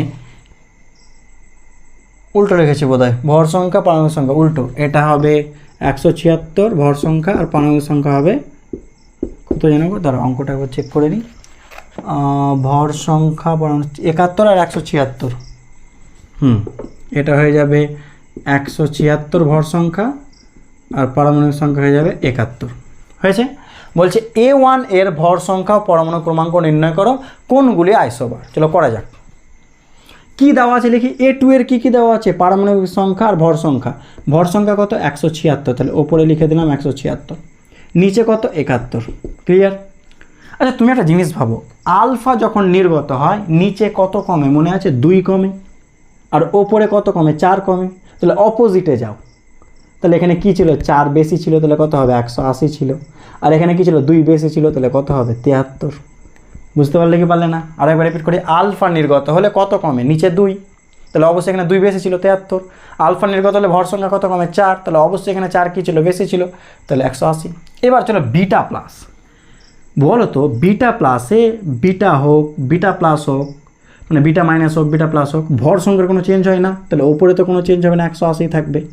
কিন্তু মনে করো এক্ষুনি আমরা লিখলাম, তুমি একটু খাতা উল্টে দেখে নাও, জাস্ট এক্ষুনি করালাম, বিটা নির্গত হলে, বিটা প্লাস নির্গত হলে মানে পজিট্রন নির্গত হলে নিচে কি হয়? 1 কি হয় মনে আছে? 1 কমে। তাহলে এদিকে গেলে কি হবে? 1 বাড়বে, তাহলে কত হবে? 74। বুঝতে পারলে কি পারলে না বলো? পরিষ্কার? ঠিক আছে, আরেকবার রিপিট করি, বিটা প্লাস নির্গত হলে 1 কমে, তাহলে অপোজিটে হলে কী হবে? 1 বাড়বে, তাহলে 73, 74। তাহলে ভালো করে দেখো, তাহলে উত্তর হয়ে গেল A2, A1 দেখো, তাহলে A1 এর ভর সংখ্যা কত? 180, আর পারমাণবিক সংখ্যা কত? 73। ক্লিয়ার? নেক্সট কি বলছে? কোনগুলো আইসোবার? আচ্ছা আইসোটোপ, আইসোটোপ এগুলো তো জানি। আইসোবার মানে কি বলো? ভর সংখ্যা একই, পারমাণবিক সংখ্যা আলাদা। ভর সংখ্যা একই, পারমাণবিক সংখ্যা আলাদা। তাহলে কি A ও A1 এরা হচ্ছে আইসোবার। কে কে? তাহলে A ও A1 এই দুটো হচ্ছে আইসোবার, কারণ এটা দেখো ভর সংখ্যা চেঞ্জ হয়ে গেছে। ক্লিয়ার? দেখে নাও নেক্সট অঙ্ক, 3 অঙ্কটা দেখো কি বলছে। পজ করে নিজেরা ট্রাই করো তো, আমি একটু পজ করে 3 অঙ্কটা ট্রাই করো, উপরেটা মেটাচ্ছি। হয়েছে? দেখে নাও 3 অঙ্কটা কি করা যেতে পারে ভাবো।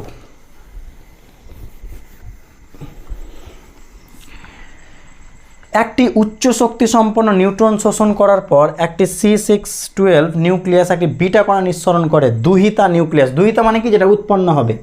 আর জনক মানে কি? যেটা থেকে উৎপন্ন হবে। মনে করো X থেকে Y উৎপন্ন হলো, তাহলে এটা হচ্ছে দুহিতা যেটা উৎপন্ন হলো, এটা হচ্ছে জনক। মনে রাখবা, যেটা থেকে উৎপন্ন হয় ওটা জনক, আর এটা হচ্ছে দুহিতা যেটা উৎপন্ন হলো। ঠিক আছে, এটা মনে রাখবা। জনক পরমাণু, দুহিতা পরমাণু। ক্লিয়ার?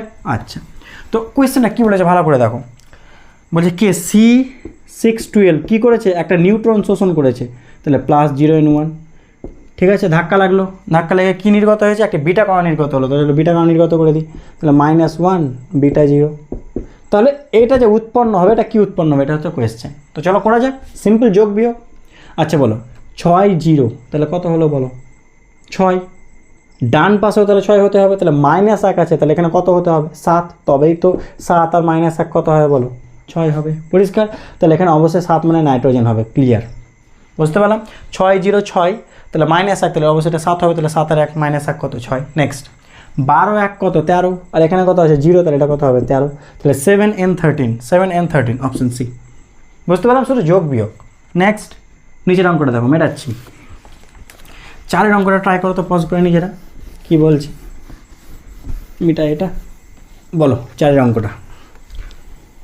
4টা বলছে রেডিয়াম থেকে প্লাটিনাম না কি এটা, তাই তো নাকি? তো কি বলেছে? 88 196 78 164, মানে এখান থেকে এটা হয়েছে। বলছে বিক্রিয়ায় নির্গত আলফা বিটার কণার সংখ্যা কত? অপশান দিয়েছে 8 8 8 6 6 8 6 6। প্রথমটা আলফা, পরেরটা বিটা, মানে কটা আলফা আর বিটা নির্গত হলে এরকম হবে। যেহেতু MCQ দিয়েছে আমরা মুখে মুখে করতে পারি, আর যদি মনে করো MCQ দিত না, এটা 2 মার্কসের দিত, তাহলে সেইভাবে করবো। তো আমি 2 রকমভাবে তোমাকে করে দেখাচ্ছি। আগে চলো লেন্দি প্রসেসে দেখাচ্ছি, ঠিক আছে? MCQ এর মতো করে নয়, 2 নম্বরের মতো করে, বা যেভাবে করলে অঙ্ক হবেই, ভুল হওয়ার কোনো চান্স নেই। ঠিক আছে, তা কাজ করব। আগে লিখে দেবে এটা, রেডিয়াম কত বলো? নিচে 88, উপরে কত? 196। আর এখানে কত বলো তো? পিটি নিচে কত? 78, ওপরে 164। হয়েছে? কটি আলফা ধরে নিলাম? এক্সট্রা আলফা, আলফা মানে কি? He24। কটি বিটা ধরলাম? YT বিটা, Y মানে কি? -1 বিটা 0। তো তুমি লিখে দেবা ধরি XT আলফা YT বিটা নির্গত হয়েছে। ঠিক আছে, যদি 2 মার্কসের আসে লিখে দেবা ধরি XT আলফা YT বিটা নির্গত হয় বা হয়েছে। বুঝতে পারলাম? চলো, বাম পাশের নিচ সমান ডান পাশের নিচ, বাম পাশের ওপর সমান ডান পাশের ওপর। আগে চলো ওপরটা করি, কারণ কি ওপরে বিটার সাথে কোনো ঝামেলা নেই। তো ওপরটা করি। বাম পাশে কত আছে? 196 সমান ডান পাশে 164 প্লাস, আচ্ছা একটা হলে 4 হতো, যদি 2টা আলফা নির্গত হতো 2 ইন্টু 4, তিনটা নির্গত 3 ইন্টু 4, এক্সটা তাহলে x ইন্টু 4 বা কত 4x, সিম্পলি গুণ করে দেবো। আর এখানে 0, এর সাথে কোনো সম্পর্ক নেই, বাদ দাও।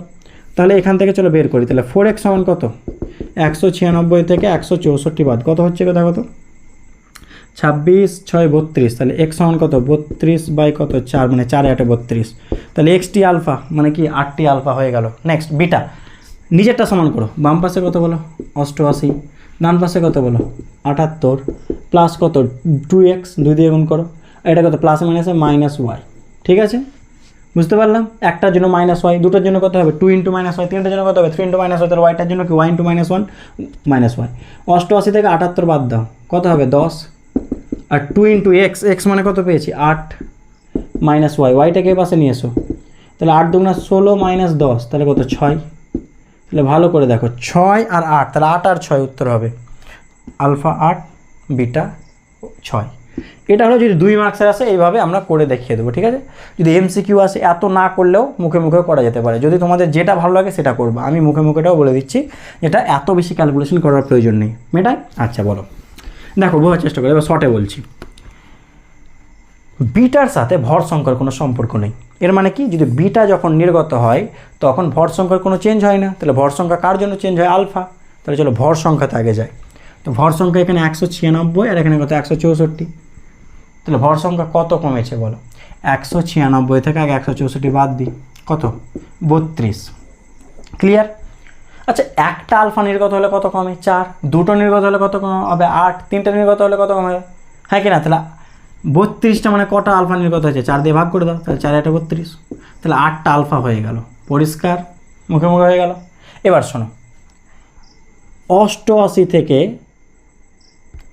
বলবে আমাকে আলফা নির্গত হলে নিচে কত কমে 2, তাহলে কটা আলফা নির্গত হয়েছে 8টা, তাহলে কত কমা উচিত 8 ইন্টু 2 মানে 16 কমা উচিত, তাহলে 88 থেকে 16 বাদ দাও, কত হবে 88 থেকে 16 বাদ দিলে কত হওয়া উচিত 72 হওয়া উচিত, তাহলে এখানে আমার 72 হওয়া উচিত ছিল, কিন্তু 72 হয়নি, কত হয়েছে 78, হ্যাঁ কি না, এখানে কত হয়েছে 78, তাই তো। এখানে কত সিম্পলি হবে, এখানে কত কমা উচিত ছিল 16 কমা উচিত ছিল, কিন্তু কমেছে কত 88 মাইনাস 78 মানে কত কমেছে বলো 10 কমেছে, হ্যাঁ কি না। তাহলে 6 কোথায় গেল, 6 এক্সট্রা কেন এখানে লিখছি, দেখো 16 কমা উচিত ছিল, কমেছে কত 10, তাহলে 6টা বিটা কণা নির্গত হয়েছে, এইভাবে ডিরেক্ট বলতে পারি। আরেকবার রিপিট করি, 88 থেকে হওয়া উচিত ছিল কত 72, 16 কমা উচিত ছিল, কিন্তু 72 না হয়েছে কত 78, তাহলে 6 বেশি লেখা আছে, তাহলে 6টা বিটা নির্গত হয়েছে, পরিষ্কার। এইভাবে আমরা মুখে মুখেও করতে পারি, যাই হোক যেটা ভালো লাগবে সেটা করবা, যেটা তোমাদের সুবিধে হয়েছে। ওকে, এই অঙ্ক দুটো করে দাও তো।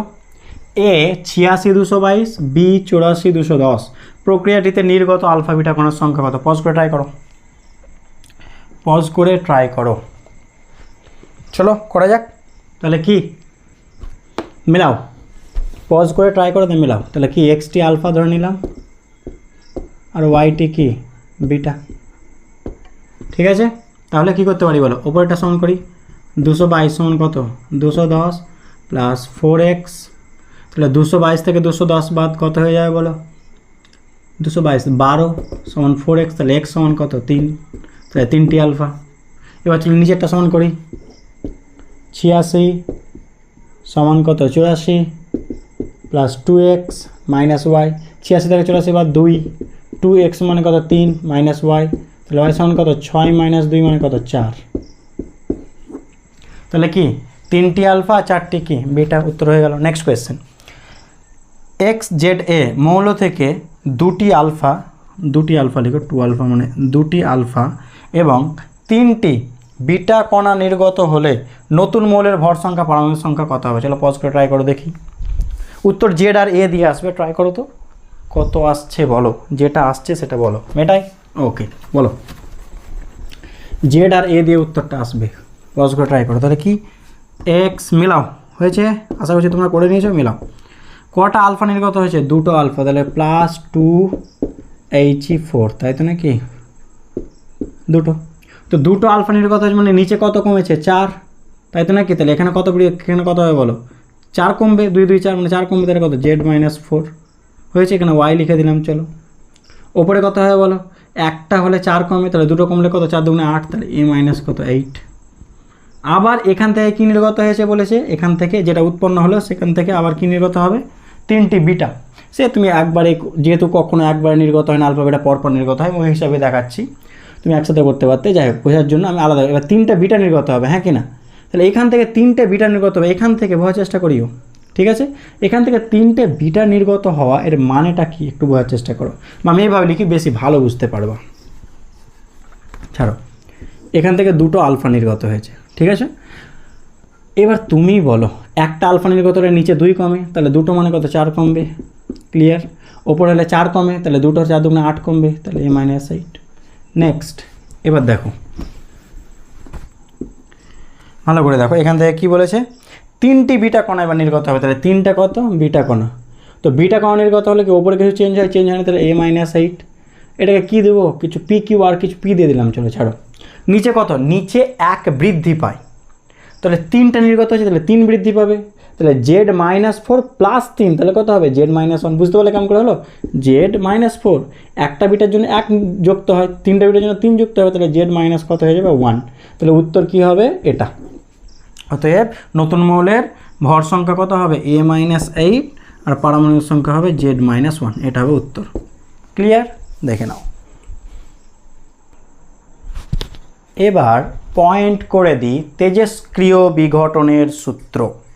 এর মানেটা কি, কী লেখা আছে সেটাতে বাদ দিয়ে আগে একটা উদাহরণ বুঝি। ধরে নাও তোমার কাছে 100টা তেজস্ক্রিয় পরমাণু আছে, তো এখান থেকে যত আলফা বিটা নির্গত হবে, তোমার কাছে যদি 1000টা থাকে তেজস্ক্রিয় পরমাণু, তাহলে আলফা বিটা কণা বেশি না কম নির্গত হবে, বেশি। এর মানে কি, যত বেশি সংখ্যক তেজস্ক্রিয় পরমাণুর সংখ্যা, তত বেশি কি সংখ্যক বিঘটন ঘটবে, হ্যাঁ কি না? আলফা বিটা কণা নির্গত হবে। ওটাই বলছে সময়ের সাপেক্ষে বিঘটনের হার সেই মুহূর্তে উপস্থিত তেজস্ক্রিয় পরমাণুর সংখ্যার সমানুপাতিক। বুঝতে পারলাম কি পারলাম না? যত বেশি পরমাণু সংখ্যা, তত বেশি আলফা বিটা গামার নির্গমন, সবচেয়ে সহজ ভাষায়।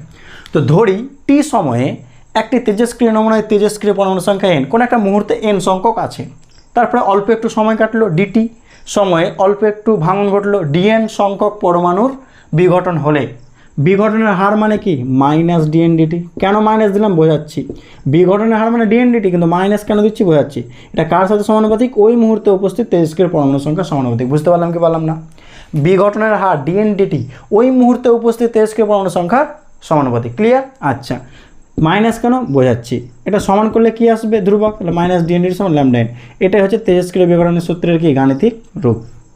ল্যামডাটা কি, বিঘটন ধ্রুবক, ল্যামডা সমান হচ্ছে বিঘটন ধ্রুবক, এটা হচ্ছে ল্যামডা সমান, ঠিক আছে?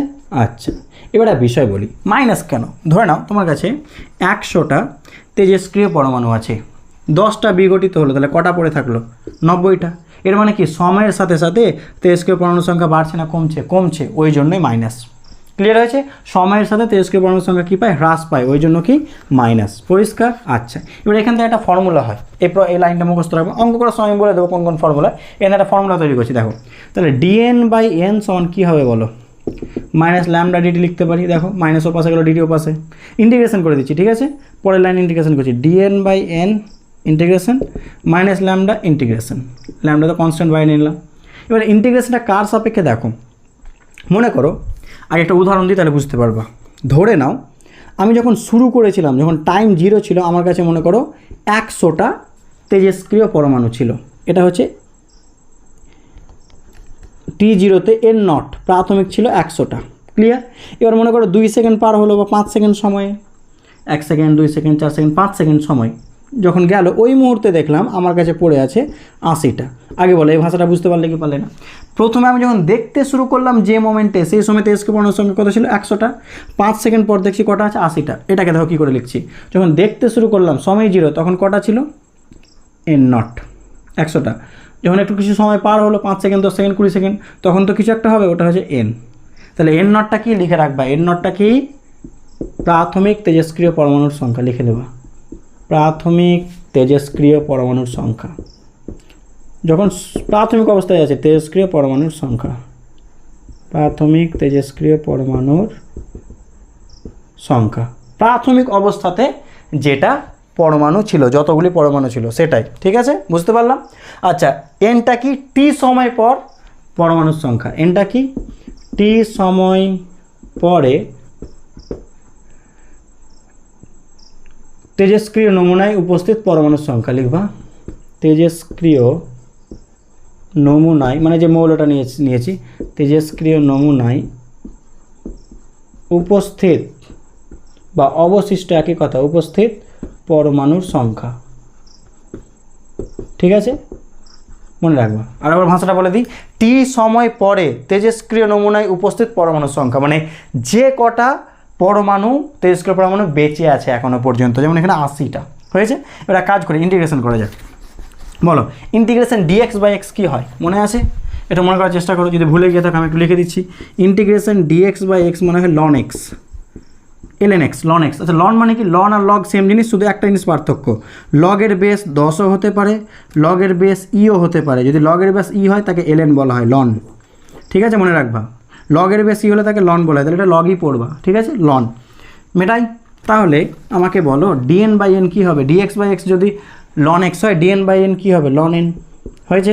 আচ্ছা, ওপরেরটা বসাও, নিচেরটা, ওপরে এন বসাও, নিচে এন নট, একই রকম মাইনাস ল্যামডা, ডিটির ইন্ডিকেশন কি? টি, ওপরে টি বসাও, নিচে 0 বসাও, ক্লিয়ার। এবার দেখো পরের লাইনটা এবং তো হয়েছে। এখান থেকে আমরা ফর্মুলা নিয়ে আসছি, আর কিছু না। এবার বলো এল এন কী করে বসাতে হয়? একবার ওপরের ভ্যালুটা বসাতে হয়, তাহলে ওপরের ভ্যালুটাই বসালাম, তাহলে এল এনের জায়গায় এন বসলে এনই হবে, মাইনাস দিতে হয়, তারপরে নিচের ভ্যালুটা বসাতে হয়, তাহলে এল এন কত? এন নট, হয়েছে। নেক্সট দেখে নাও, মাইনাস ল্যামডা, ওপরের জায়গায় টি আর মাইনাস কে 0, টি মাইনাস 0 হয়েছে, দেখে নাও। আচ্ছা, log A minus log B কী হয়? লগ এ বাই বি, তাহলে log L N N by কী হবে? এন নট, ক্লিয়ার, সমান কি? মাইনাস ল্যামডা টি, হয়েছে। আচ্ছা, লগ তুলে দিলে কি হয়ে যায় বলো? ই টু দি পাওয়ার চলে আসে, তাহলে এন বাই কত? এন নট সমান কত? E to the power minus lambda t, এগুলো সব জানা আছে। তাহলে এন সমান কত হবে? N nought e to the power minus lambda t. এটা হচ্ছে তেজস্ক্রিয় বিঘটনের সূচকীয় সূত্র, লিখে রাখো। এটি তেজস্ক্রিয় বিঘটনের সূচকীয় সূত্র, লিখে রাখবা। এটি তেজস্ক্রিয় বিঘটনের সূচকীয় সূত্র, তেজস্ক্রিয় বিঘটনের সূচকীয় সূত্র। আমি জানি আমার হাতের লেখা একদম বাজে থেকেও বাজে, ঠিক আছে, তবে একটু ম্যানেজ করে নিও। এটি তেজস্ক্রিয় বিঘটনের সূচকীয় সূত্র, সূচকীয়, ঠিক আছে, সূচকীয় সূত্র, ঠিক আছে, এক্সপোনেনশিয়াল, হয়েছে। আচ্ছা, এই প্রমাণটা অনেক সময় দিয়ে দেয়। আচ্ছা, এবার আমরা চলে আসছি নেক্সট পয়েন্টে, অর্ধায়ু বা অর্ধজীবনকাল। পয়েন্ট করো, অর্ধায়ু বা অর্ধজীবনকাল। আমি সংজ্ঞা লিখবো না, কারণ সংজ্ঞা তোমরা নিজের ভাষা বলতে পারবা, বা বই থেকে সংজ্ঞাটা দেখলে দেখে নিও। আমি বলে দিচ্ছি সংজ্ঞাটা কি। অর্ধায়ু, নামের মধ্যে লুকিয়ে আছে, অর্ধায়ু বা অর্ধজীবনকাল একই কথা। অর্ধায়ু বা অর্ধজীবনকাল বা অর্ধজীবনকাল। আচ্ছা, এর মানে কি বলো? অর্ধায়ু মানে কি? শোনো, ধরে নাও তুমি একটা তেজস্ক্রিয় মৌল নিয়েছো, যেখানে 100টা তেজস্ক্রিয় পরমাণু আছে। তো বিঘটিত হতে শুরু করলো, তো কিছু সময় পর তো 50টা হবে। তো যে সময় পরে কোনো তেজস্ক্রিয় নমুনায় উপস্থিত পরমাণুর সংখ্যা প্রাথমিক সংখ্যার কী হয়ে যায়? অর্ধেক হয়ে যায়, তাকে কী বলা হয়? অর্ধায়ু। সংজ্ঞা হয়ে গেল, দেখে নিও কী বললাম। যে লিখতে পারো, আমি বলে দিচ্ছি একবার, একদম ইজি, নিজে বানিয়ে লিখতে পারবা। যে সময় পরে তেজস্ক্রিয় নমুনায় উপস্থিত পরমাণুর সংখ্যা প্রাথমিক সংখ্যার অর্ধেক হয়, তাকে কি বলা হয়? অর্ধায়ু বা অর্ধজীবনকাল, হয়েছে। আচ্ছা দেখো, এবার আমরা অর্ধজীবনকালের রাশিমালাটা প্রমাণ করব, হয়েছে, দেখে নাও। তো লিখবো, আমরা জানি, মানে এক্ষুনি জানলাম বা আগে জেনেছি, আমরা জানি এন সমান কী বলো? N nought e to the power minus lambda T, S অন্য, হয়েছে। আচ্ছা, ধরি অর্ধজীবনকাল টি, ধরি অর্ধজীবনকাল বা অর্ধায়ু সমান ক্যাপিটাল টি। দেবে কেমিস্ট্রিতে হয়তো টি হাফ লেখা হয়েছে, ক্যাপিটাল টি লিখলাম, এই বই অনুযায়ী ফিজিক্সে যেটা দিয়েছে সেটা লিখলাম। ধরি অর্ধজীবনকাল, ঠিক আছে, অর্ধজীবনকাল টি। আচ্ছা বলো তো, যখন স্মল টিটা মানে সময়টা অর্ধায়ু হবে, যখন স্মল টি সমান এটা হবে, তখন বলো তো এনটা কী হবে? তখন এনটা কী হবে? যে পড়ে থাকবে, কতগুলো পড়ে থাকবে? প্রাথমিকের অর্ধেক, তাহলে এন নট বাই 2। বুঝতে পারলাম কি পারলাম না? এটাই তো অর্ধায়ুর মানে। যখন অর্ধায়ু তখন যেটা পড়ে থাকবে সেটা প্রাথমিকের অর্ধেক। চলো এখানে বসিয়ে দাও। অতএব লিখবো 1 নম্বর থেকে পাই, এটা লিখে দাও। অতএব 1 নম্বর থেকে পাই, 1 নম্বর থেকে পাই লিখে দাও। কী লিখবো বলো, এনের জায়গায় কি n0/2 সমান n0 e⁻ কী বলো lambda t, lambda capital T অবশ্যই হয়েছে। n0 কী হয়ে যাবে, কেটে যাবে, ঠিক আছে। একটু কোনাকুনি গুণ করে নি, এটা 2 এর পাশে চলে গেলে এটা এই পাশে চলে এলো, তার মানে কত e⁻ সমান 2, হ্যাঁ কি না। দেখো এটা নিচে এলে এটা, তাহলে ওপরে চলে গেলো প্লাস হয়ে গেল। লগ নিয়ে নাও দুই পাশে লগ নিলে কী থাকবে শুধু ল্যামডা টি, আর এখানে কি লগ মানে লন ln2 হয়েছে। অতএব টি সমান কী হবে লাস্ট লাইন, অতএব টি সমান ln2/λ। আচ্ছা ln2 এর ভ্যালু কত জানো বলো তো 0.693, তাহলে যে লাইনটা পেলাম অতএব টি সমান 0.693/λ। এটা হচ্ছে রাশিমালা, এটা মুখস্থ রাখতে হবে, এখান থেকে অঙ্ক করতে হবে। অঙ্ক আমি এক্ষুনি আসছে, অনেক ধরনের অঙ্ক করানো হবে, আগে লিখে নাও। এটা অর্ধ জীবনকালের রাশিমালা হয়েছে, মেটাই, বুঝতে পারলাম সব। ওকে, এখানে লগ নিলে মানে আমি কী করেছি পরের লাইনটা বলে তো লগ নিয়েছি দুই পাশে, মানে ln e⁻λ সমান ln2। তো লগ নিলে এটা যেহেতু আছে শুধুমাত্র ল্যামডা টি পড়ে থাকবে, ব্যাস। এরপরে এই লাইনটা পরিষ্কার। আচ্ছা এবার চলে আসি আমরা, তাহলে অর্ধ জীবনকাল হয়ে গেল। এবার অর্ধায়ু হয়ে গেলে এবার গড় আয়ুতে আসি। সংজ্ঞা বলে দিচ্ছি, সংজ্ঞা, এই সংজ্ঞাটা অনেক সময় চেয়ে নেয়, একটু সংজ্ঞাটা আমি বলছি, এটা লিখে নাও। সেম টু সেম সংজ্ঞা, যেটা অর্ধ জীবনকালের সংজ্ঞা সেটাই, শুধু একটা জায়গায় চেঞ্জ করবা। ওখানে কি বলেছিলাম প্রাথমিক সংখ্যার কথা হয় অর্ধেক, এখানে বলবা প্রাথমিক সংখ্যার 1/e অংশ হয়, শুধু এটুকু বলবা, বাদ বাকি সব সেম। আর একবার রিপিট করি, যে সময় পরে কোনো তেজস্ক্রিয় নমুনায় উপস্থিত পরমাণুর সংখ্যা প্রাথমিক সংখ্যার 1/e অংশ হয় তাকে কি বলা হয়, গড় আয়ু।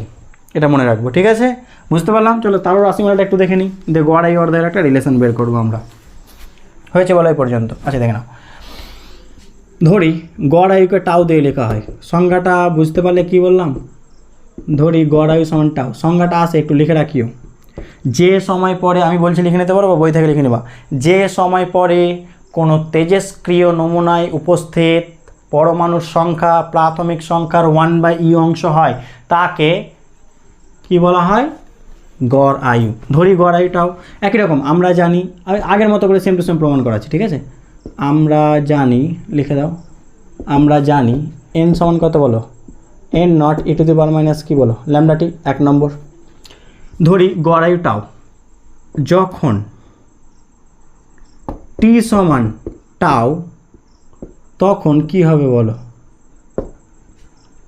যখন t সমান টাও হবে তখন n সমান কি হবে বলো, প্রাথমিক সংখ্যার 1/e মানে n0/e, n0 আগের অর্ধেক ছিল তার জন্য n0/2, এটা n0/e, অতএব 1 নম্বর থেকে পাই, অতএব 1 নম্বর থেকে পাই।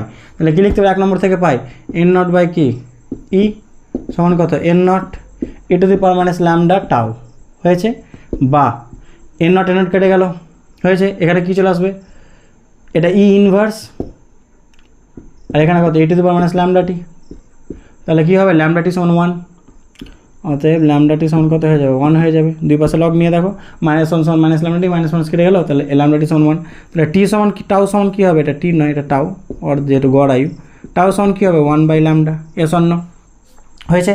তাহলে এটা একটা পেলাম। এবার দেখো রিলেশনটা দেখো, পরীক্ষা যেটা আসে খুব, টাউ সমান 1/λ, তো তাহলে ল্যামডা সমান কী হবে বলো, ভাবো টাউ সমান হচ্ছে 1/λ, তাহলে ল্যামডা সমান কী লিখতে পারি এখান থেকে 0.693/t, তাহলে কী লিখতে পারি 0.693/t, তাহলে কত হবে, বা টাউ সমান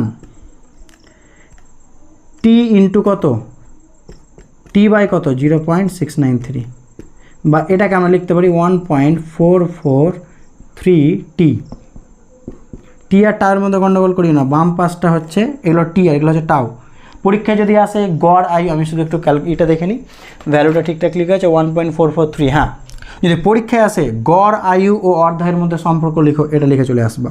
তো অবশ্যই উল্লেখ করবা কোনটা গড় আয়ু কোনটা অর্ধায়ু, পরীক্ষায় আসে খুব, গড় আয়ু অর্ধায়ুর মধ্যে সম্পর্ক লিখো। এটি কি, গড় আয়ু ও অর্ধায়ুর মধ্যে সম্পর্ক, অর্ধায়ুর মধ্যে সম্পর্ক, ঠিক আছে।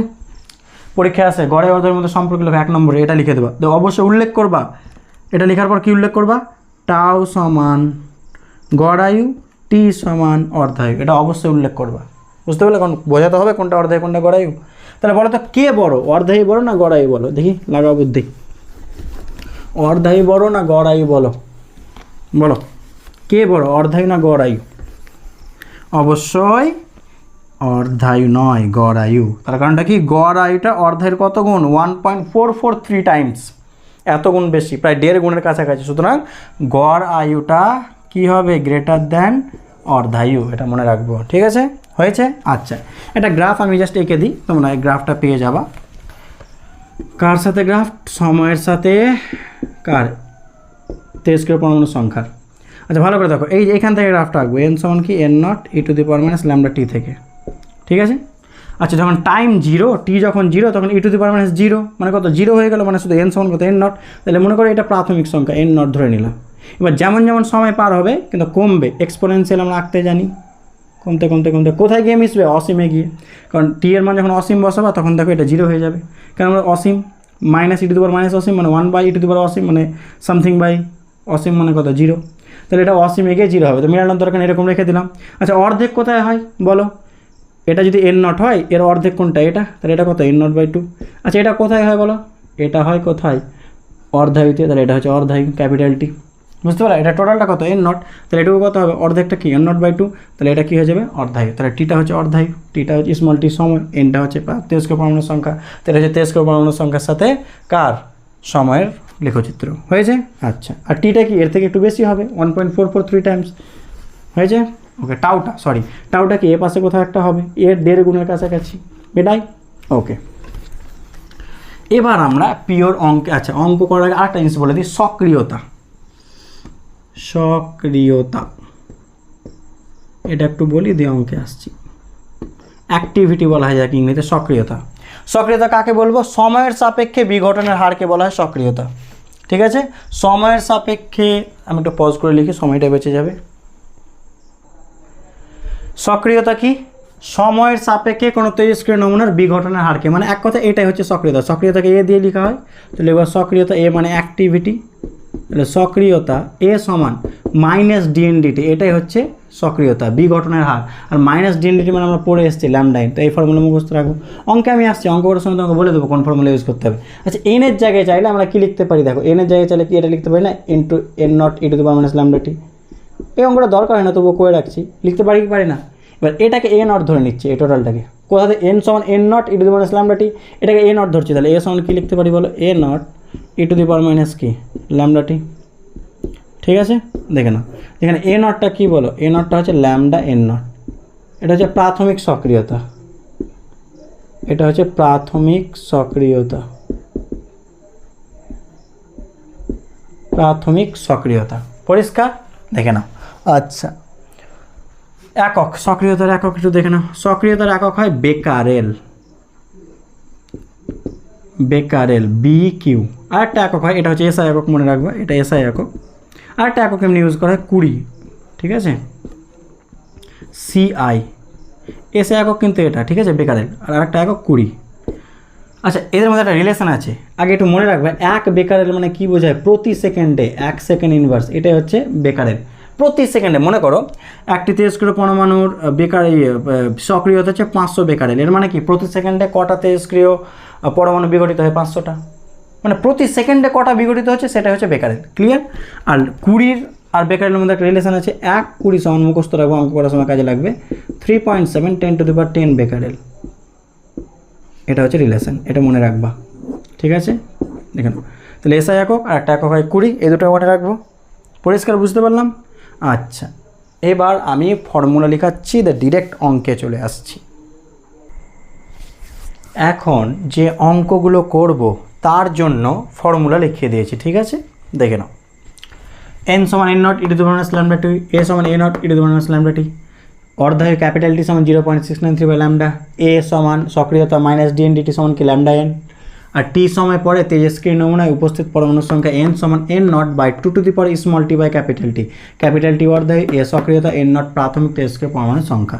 সব থেকে বেশি আমাদের এই ফর্মুলাটা খুব কাজে লাগবে, ঠিক আছে। এটা এটা এটা মেন এই জিনিসটা, তারপরে ওগুলো নিয়েও আমরা অঙ্ক করব। এইটা এমন একটা ফর্মুলা, বড় বড় অঙ্ক খুব শর্টে হয়ে যাবে, ঠিক আছে। চলো দেখা যাক। একটি তেজস্ক্রিয় মৌলের অর্ধায়ু 3 মিনিট, 15 মিনিট পরে মৌলটির কত অংশ পড়ে থাকবে? আচ্ছা কী কী দেওয়া আছে? অর্ধায়ু মানে ক্যাপিটাল টি কত দেওয়া আছে? 3 মিনিট। আর 15 মিনিট পরে মানে সময় স্মল টি কত? 15 মিনিট। কত পড়ে থাকবে, তাই তো? পড়ে মানে কি? অবশিষ্ট। একটা লাইন বলে রাখি, এই এনটা হচ্ছে অবশিষ্ট, কতটা পড়ে আছে টি সময় পরে। এই লাইনটা মনে রাখিও, খুব ইম্পর্টেন্ট। টি সময় পরে কতটা পড়ে আছে সেটা হচ্ছে এন, ঠিক আছে? এনটা হচ্ছে টি সময় পরে কতটা উপস্থিত বা পড়ে আছে অবশিষ্ট, সেটাই হচ্ছে এন, ঠিক আছে? তো কত অংশ পড়ে থাকবে অবশিষ্ট থাকবে, তাহলে এন সমান কী ফর্মুলা বলো? N nought two to the power small T by capital t. এবার শোনো, যখন অংশ বলবে না, প্রাথমিকটাকে 1 ধরে নেবা। অংশ বললে 1 ধরে নেবে প্রাথমিকটাকে। তাহলে two to the power small t কত বলো? 15। কত সময় পর? 3 মিনিট। 3 পাচ্ছে কত? 15। তাহলে টু টু দি পাওয়ার 5 মানে কত? 32। তাহলে উত্তর হবে 1/32 অংশ। ব্যাস, উত্তর হয়ে গেল। বুঝতে পারলাম? তাহলে তোমরা এই অঙ্কটা আমাকে করে দাও। তাহলে কিছু যদি অংশ বলে তাহলে প্রাথমিকটাকে এন নটটাকে 1 ধরবে, এটা মনে রাখবা। তাহলে নিচের অঙ্কটা করে দাও, ঠিক আছে? মেটাই, ওকে। নিচের অঙ্কটা বলো তো কত হবে তাহলে উত্তর? পজ করে ট্রাই করো। একটি 30 কিলো মৌলের অর্ধায়ু 8D, ডি মানে দিন, মৌলটির প্রাথমিক ভর 1 গ্রাম হলে 24 দিনে কি পরিমাণ বিঘটিত হবে? পজ করে ট্রাই করো। কী কী দেওয়া আছে? পজ করেছো, লিখো কী কী দেওয়া আছে। অর্ধায়ু ক্যাপিটাল টি কত? 8 ডে। প্রাথমিক ভর, চলো এন নট লিখে দিলাম 1 গ্রাম, ঠিক আছে? সংখ্যা বলুক ভর বলুক, ওটা প্রাথমিকটা। আর কি? 24 দিন মানে স্মল টি 24 দিন। তো এন সমান কী হয় বলো? N nought two to the power small T by কি? ক্যাপিটাল টি, হ্যাঁ কি না? N nought 1 gram, two to the power small t কত? কত সময় পর? 24 দিন বাই 8। 3 8 কি? 24, তাহলে 1 কত? 8। এত অংশ, এত গ্রাম, আর অংশ লিখবো না কারণ গ্রাম বলে দিয়েছে, দেখো। তাহলে এত গ্রাম কি এটা উত্তর? না। তার কারণটা কি বলো তো? আমাকে এটা চাইনি কত পড়ে থাকবে। যদি বলতো কী পরিমাণ অবশিষ্ট থাকবে তাহলে এটা উত্তর হতো। অবশিষ্ট চাইনি বিঘটিত হবে, মানে একটা উদাহরণ দিচ্ছি। মনে করো তোমার কাছে ছিল 100টা পরমাণু বা 100 গ্রাম, চলো পরমাণু দিয়ে বোঝায়, 100টা ছিল, তোমার কাছে পড়ে আছে 70টা, ঠিক আছে? তাহলে এটা হচ্ছে এন নট প্রাথমিক, আর পড়ে আছে এটা হচ্ছে এন। তাহলে কতটা বিঘটিত হয়েছে? কটা? 100 - 70, হ্যাঁ কি না? 30টা। কী করে? তাহলে বিঘটিত মানে কি? প্রাথমিক মাইনাস যতটা পড়ে আছে। অতএব লিখবা বিঘটিত হবে সমান প্রাথমিক কত? 1 গ্রাম, 1 মাইনাস কত পড়ে আছে? 1/8। তাহলে কত? 8 - 1 মানে 7/8 এত গ্রাম। সে ক্যালকুলেটারে বসিয়ে নিও, যেটা আসবে সেটাই। তাহলে বুঝতে পারলে পার্থক্যটা? যদি বলে কত অবশিষ্ট আছে, কত পড়ে আছে, তার মানে এন উত্তর। কত বিঘটিত হয়েছে, তখন প্রাথমিক থেকে এনটা বাদ দিতে হবে। কেন? উদাহরণ দিয়ে বুঝিয়ে দিলাম, হয়েছে? আরও অনেক অঙ্ক দিচ্ছি, এগুলো ট্রাই করো। এই অঙ্কগুলো করা যাক। কি বলছে দেখো তো, পজ করে ট্রাই করো তো তোমরা। প্রথম অঙ্কটা দেখো, মানে 3 নম্বরটা। একটি 33 মোলের অর্ধায় 2 ঘন্টা, প্রাথমিক ভর 32 গ্রাম হলে 10 ঘন্টা পর কত মৌল অবশিষ্ট থাকবে? পজ করে ট্রাই করো, পজ করে ট্রাই করো, বলো কত হয়েছে? অর্ধায়ু ক্যাপিটাল টি কত? 2 ঘন্টা, প্রাথমিক ভর N not 32 gram, small tea 10 ঘন্টা, অবশিষ্ট মানে এন চেয়েছে, তাহলে এন সমান কি formula? N nought two to the power কি? Small T by capital T. N nought মানে কি? প্রাথমিক ভর কত? 32, two to the power small t কত সময় পর? 10 ঘন্টা, অর্ধায়ু কত? 2, তাহলে 32, টু টু দি পাওয়ার কত? 5 কেটে যাবে, টু টু দি পাওয়ার 5 মানে কত? 32, তাহলে কত? 1 গ্রাম। তাহলে উত্তর হবে 1 গ্রাম অবশিষ্ট থাকবে। হয়েছে? নেক্সট এই অঙ্কটা ট্রাই করো। আমার মোছার জিনিস কোথায় গেল? এই যে। তাহলে 4-এর অঙ্কটা পজ করে ট্রাই করো, এটা মেটাই। 3 হয়ে গেল, 4টা করো তো দেখি তো পজ করে কী বলছে। 4-এর অঙ্কটা দেখো। একটি 23 কিলো নমুনার অর্ধজীবনকাল 1y মানে 1 ইয়ার বছর, 2 ইয়ার বছরে, বাহ, ইয়ার বছর ঘন্টা মিনিট, দেখো। অতএব 2 ইয়ারে নমুনাটির কত অংশ ক্ষয়প্রাপ্ত হয়? পজ করে ট্রাই করো, পজ করে ট্রাই করো, দেখি কি করেছো, ট্রাই করো। অংশ যখন বলে দেবে প্রাথমিকটা 1, two to the power small t কত সময় পরে? 2 বছর, অর্ধায়ু কত? 1 বছর, তাহলে 1/কত? 4। এটা কি উত্তর হবে? বলো ইয়েস অর নো, হ্যাঁ কি না? এত অংশ উত্তর হবে না। তার কারণটা কি? আমাকে এটা চাইনি যে কত পড়ে থাকবে, বলেছে ক্ষয়প্রাপ্ত হবে। তো একই রকম ছিল 100, পড়ে আছে 70, কত ক্ষয়প্রাপ্ত হচ্ছে? 30। কী করে পেলাম? প্রথম থেকে এটা বাদ। ছিল কিছু অংশ মানে তাহলে 1 ধরে নিয়েছি, পড়ে আছে এত, তাহলে অতএব ক্ষয়প্রাপ্ত কত হবে? ক্ষয়প্রাপ্ত, বিঘটিত, এইগুলো যদি ওয়ার্ড থাকে মানে মাইনাস করতে হবে। ক্ষয়প্রাপ্ত হবে সমান প্রাথমিক কত? 1 মাইনাস কত? 1/4, তাহলে 3/4 বুঝতে পারলে? যখন ক্ষয়প্রাপ্ত বলবে, বিঘটিত বলবে তখন মাইনাস করব, আর অবশিষ্ট বললে কতটা পড়ে থাকবে বললে n। হয়েছে? 4টা হয়ে গেল। 5টা পজ করে ট্রাই করো। মেটাই লিখে রাখতে পারো ক্ষয়প্রাপ্ত, ঠিক আছে, বিঘটিত এরকম থাকলে মাইনাস, আর যদি অবশিষ্ট বলে কতটা পড়ে থাকবে তাহলে n। 5টা একটি তেজস্ক্রিয় মৌলের অর্ধেক 100 মাইক্রোসেকেন্ড তেজস্ক্রিয় মৌলটি ক্ষয়প্রাপ্ত হয়ে প্রাথমিক ভরের 1/16 হতে কত সময় লাগবে? এটা হতে, ঠিক আছে, মানে ওটা কি হতে মানে কি অবশিষ্ট, তাহলে n সমান কি বলো, n not to the power small T by capital T. চলো করো দেখি কত আসছে বলো, পজ করে ট্রাই করো, পজ করে ট্রাই করো। প্রাথমিক ভরের কত 1/16, তো প্রাথমিকটাকে দুরকম করে করতে পারো, n নটের কত 1/16, বা তুমি ডিরেক্ট 1ও ধরতে পারতে, এটা 1 হলে এটা 1/16, যেভাবে করবা, ঠিক আছে। প্রাথমিক ভরের 1/16 n নটের 1/16 হয়েছে, বা যদি মনে করতে না এটাকে 1 বলবো তাহলে এটা 1/16, পরিষ্কার। Two to the power small t সময় চেয়েছে, ক্যাপিটাল টি অর্ধেক বলেছে 100 মাইক্রোসেকেন্ড, হয়েছে। বা উল্টে দাও, তাহলে টু টু দি পাওয়ার কোনো গুণ করো, টি বাই কত 100, n নট কেটে গেল মানে কত 16 মানে কত টু টু দি পাওয়ার 4, তাহলে 2 2, তাহলে টি বাই 100 সমান কত হবে 4, অতএব টি সমান কত 400 মাইক্রোসেকেন্ড, ঠিক আছে। টি সমান হচ্ছে 400 মাইক্রোসেকেন্ড। নেক্সট 4 5টা হয়ে গেল, চলো 6টা এবার দেখো 6 অঙ্ক কি হবে।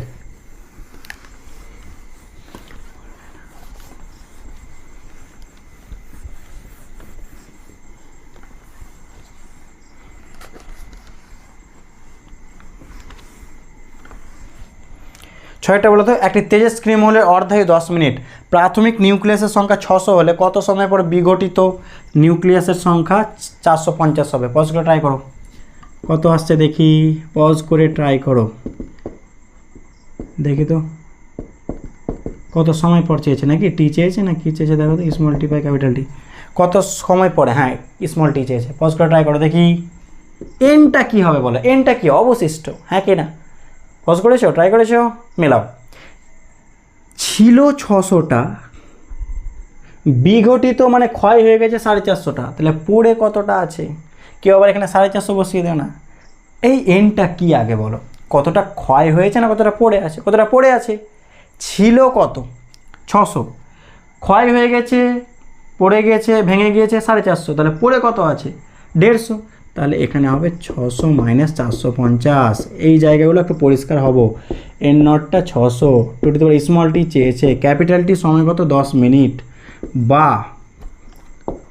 এক কাজ করি এটাকে পাশে নিয়ে আসি, টু টু দি পাওয়ার কত স্মল টি বাই 10, এটা কত 600, আর এটাকে নিচে নিয়ে আসি, 600 মাইনাস 400 মানে 150, 150 মানে কত 4 মানে কত 2 এর স্কোয়ার, তাহলে টি বাই 10 সমান কত 2, অতএব টি সমান কত 20 মিনিট, আনসার হয়ে গেল, ঠিক আছে। নেক্সট 7 অঙ্কটা ট্রাই করো, এটা মেটাই। দেখো 7 অঙ্কটা দেখো, আরও অঙ্ক আছে, কোনো শেষ হয়ে যায়নি ভাবিও না, আরও আছে, আরও কয়েকটা অঙ্ক আছে। 7 অঙ্কটা করো দেখি, 7টা কি বলছে এটা। একটি তেজস্ক্রিয় মৌলের অর্ধায়ু 1600 বছর, কত সময়ে কোনো তেজস্ক্রিয় নমুনায়, কোনো মানে ওই তেজস্ক্রিয় নমুনায় অবশ্যই, এটা কোনো জায়গায় ওই, কত সময় পরে ওই তেজস্ক্রিয় নমুনায় ওই মৌলের বা কোনো তেজস্ক্রিয় মৌলের, আচ্ছা নমুনা ডোন্ট ওয়ারি, ভাষার সাথে কোনো যায় আসে না, যে কোনো একটা নমুনা বলে দিয়েছে তার মধ্যে এটা আছে, ছাড়ো। কত সময়ে কোনো তেজস্ক্রিয় নমুনায় ওই মৌলের 10% বিঘটিত হবে? পজ করে ট্রাই করো দেখি কত সময়, মানে স্মল টি চেয়েছে, ট্রাই করো, ক্যাপিটাল টি বলা আছে, অর্ধায়ু 1600, ট্রাই করো দেখি। আচ্ছা এনটা কী লিখবো একটু ভাবি, আমাকে একটা জিনিস বলো, 10% বিঘটিত হয়েছে মানে প্রাথমিকটা যদি 100 ছিল তাহলে কতটা বিঘটিত হয়েছে 10, হ্যাঁ কিনা? তাহলে পড়ে কতটা আছে বলো, এনের জায়গায় কত বসাবো 10, 10টা কি বিঘটিত, তাহলে পড়ে কত আছে 90, তাহলে এখানে কত লিখে দেবো 90, আর এখানে কত লিখবো 100, বুঝতে পারলে কি পারলে না? প্রাথমিক যদি 100 হয় তাহলে কতটা বিঘটিত হয়েছে 10, ওটাই তো 10%-এর মানে 10 100-তে, তাহলে 10 বিঘটিত, তাহলে পড়ে আছে কত 90, clear. By two to the power small t চেয়েছে, ক্যাপিটাল টি কত বলো 1600, বা কোনাকুনি গুণ করি, এটাকে পাশে নিয়ে আসে, two to the power t by কত 1600 সমান কত 100/90, মানে 10 বাই কত 9, এ শূন্য। এবার তোমরা বলো, এতক্ষণ তো বলছিলে স্যার আপনি এমন এমন উত্তর আসছিল যে 2 টু দি পাওয়ার চলে আসছিলো, কাটাকাটি হয়ে যাচ্ছিলো, মিলে যাচ্ছিলো। এবার তো এটা 2 টু দি পাওয়ার নয়, কী করবো, লগ নিয়ে নাও দুই পাশে। তাহলে ln 2 টু দি পাওয়ার কত, t/1600, ln 10/9, বা পাওয়ার থাকলে পাশে চলে আসে t বাই কত বলো 1600 সমান, আচ্ছা ln 2 এখানে রেখে দিই, ln 2 সমান কত, ln 10/9। এবার দেখো অতএব এটা তুমি ক্যালকুলেটারে বসিয়ে নেবা, আমি উত্তরটা শুধু লিখে দেবো। অতএব স্মল টি কী হওয়া উচিত বলো, ln কত 10/9 রেখে দিলাম, বাই কত ln কত 2 ইন্টু 1600 কোন দিকে চলে যাবে ওপরে, তুমি এটা বসাবে তো এটা প্রায় 243-এর আশেপাশে আসছে কিনা দেখে নিও। 243 পয়েন্ট কিছু একটা আসবে, আমি 243-এর আশেপাশে লিখে দিলাম, দেখে নিও এরকমই তো আছে অ্যান্সার, মেবি 243.2 সামথিং এরকম। তুমি একটু মিলিয়ে নিও, ঠিক আছে, ক্যালকুলেটারে বসাও, অবশ্যই লগ বসাও না, ln বসাবা, ঠিক আছে, দেখবে আনসার চলে আসবে। মেলাও, আরও কয়েকটা টাইপসের অঙ্ক করে নিই। এই টাইপসের ম্যাথ কী করে করবে দেখো, সক্রিয়তা সম্পর্কিত। প্রথম অঙ্কটাই দেখা যাক। প্রথম মানে কত নম্বর এটা, 8। U238, ইউরেনিয়াম 238-এর অর্ধায়ু 4.5 × 10⁹ বছর। কোনো তেজস্ক্রিয় নমুনায় ওই মৌলের 1 গ্রাম থাকলে নমুনার সক্রিয়তা 20 এককে নির্ণয় করো। তো সক্রিয়তা 20 এককে বলুক, 21 এককে বলুক, 22 এককে বলুক, যা এককে বলবে বলুক, আমার জেনে লাভ নেই। প্রথম কাজ হচ্ছে আগে বেকারেলে বের করা, ঠিক আছে। তো সক্রিয়তার ফর্মুলা A সমান কী বলো, λn। এবার সমস্যা হচ্ছে আমাকে তো ল্যামডা বলে কিছু বলা নেই, কিন্তু আমাকে অর্ধায়ু বলা আছে। তোমার মনে আছে সম্পর্ক, t সমান 0.693/λ।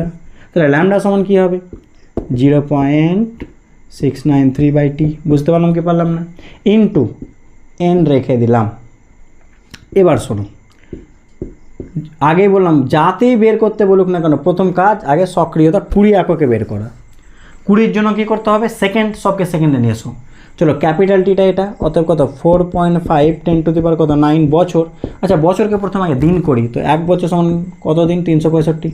আচ্ছা দিনকে ঘন্টা করো 24, আচ্ছা ঘন্টাকে সেকেন্ড করো 3600। বুঝতে পারলে কি বলে না, কী করলাম দেখো, বছরকে 1 বছর সমান 365 দিন, 1 দিন মানে 24 ঘন্টা, 1 ঘন্টা মানে 3600 সেকেন্ড। আগে সেকেন্ডে এইভাবে নিয়ে আসতে হবে, বুঝতে পারছো, বুঝতে পারলাম। প্রথম কি করতে হবে, যাতেই থাকুক না কেন সেকেন্ডে নিয়ে আসতে হবে, বছর থেকে দিন, দিন থেকে ঘন্টা, ঘন্টা থেকে কিসে সেকেন্ড, ইন্টু এন মানে কি শোনো একটু, এন মানে আমি শর্ট ফর্ম একটা বলছি মনে রাখবা। এন যেটা লেখাচ্ছি এটা 1 গ্রামের জন্য লেখাচ্ছি মনে রাখবা, সেটা হচ্ছে 6.022 × 10⁻23, মানে যেটা অ্যাভোগাড্রো সংখ্যা বাই ভর সংখ্যা, এটা মনে রাখিও। এটা কত গ্রামের জন্য, 1 গ্রামের জন্য। যদি অন্য গ্রামের জন্য হয় গুণ করে দেবা, এটা মনে রাখবা। এটা এন সমান 1 গ্রামের জন্য, এটা এন। কী করে চলো সেটা বুঝিয়ে দিচ্ছি, এটা 1 গ্রামের জন্য কিন্তু, ঠিক আছে, কী করে বোঝাই।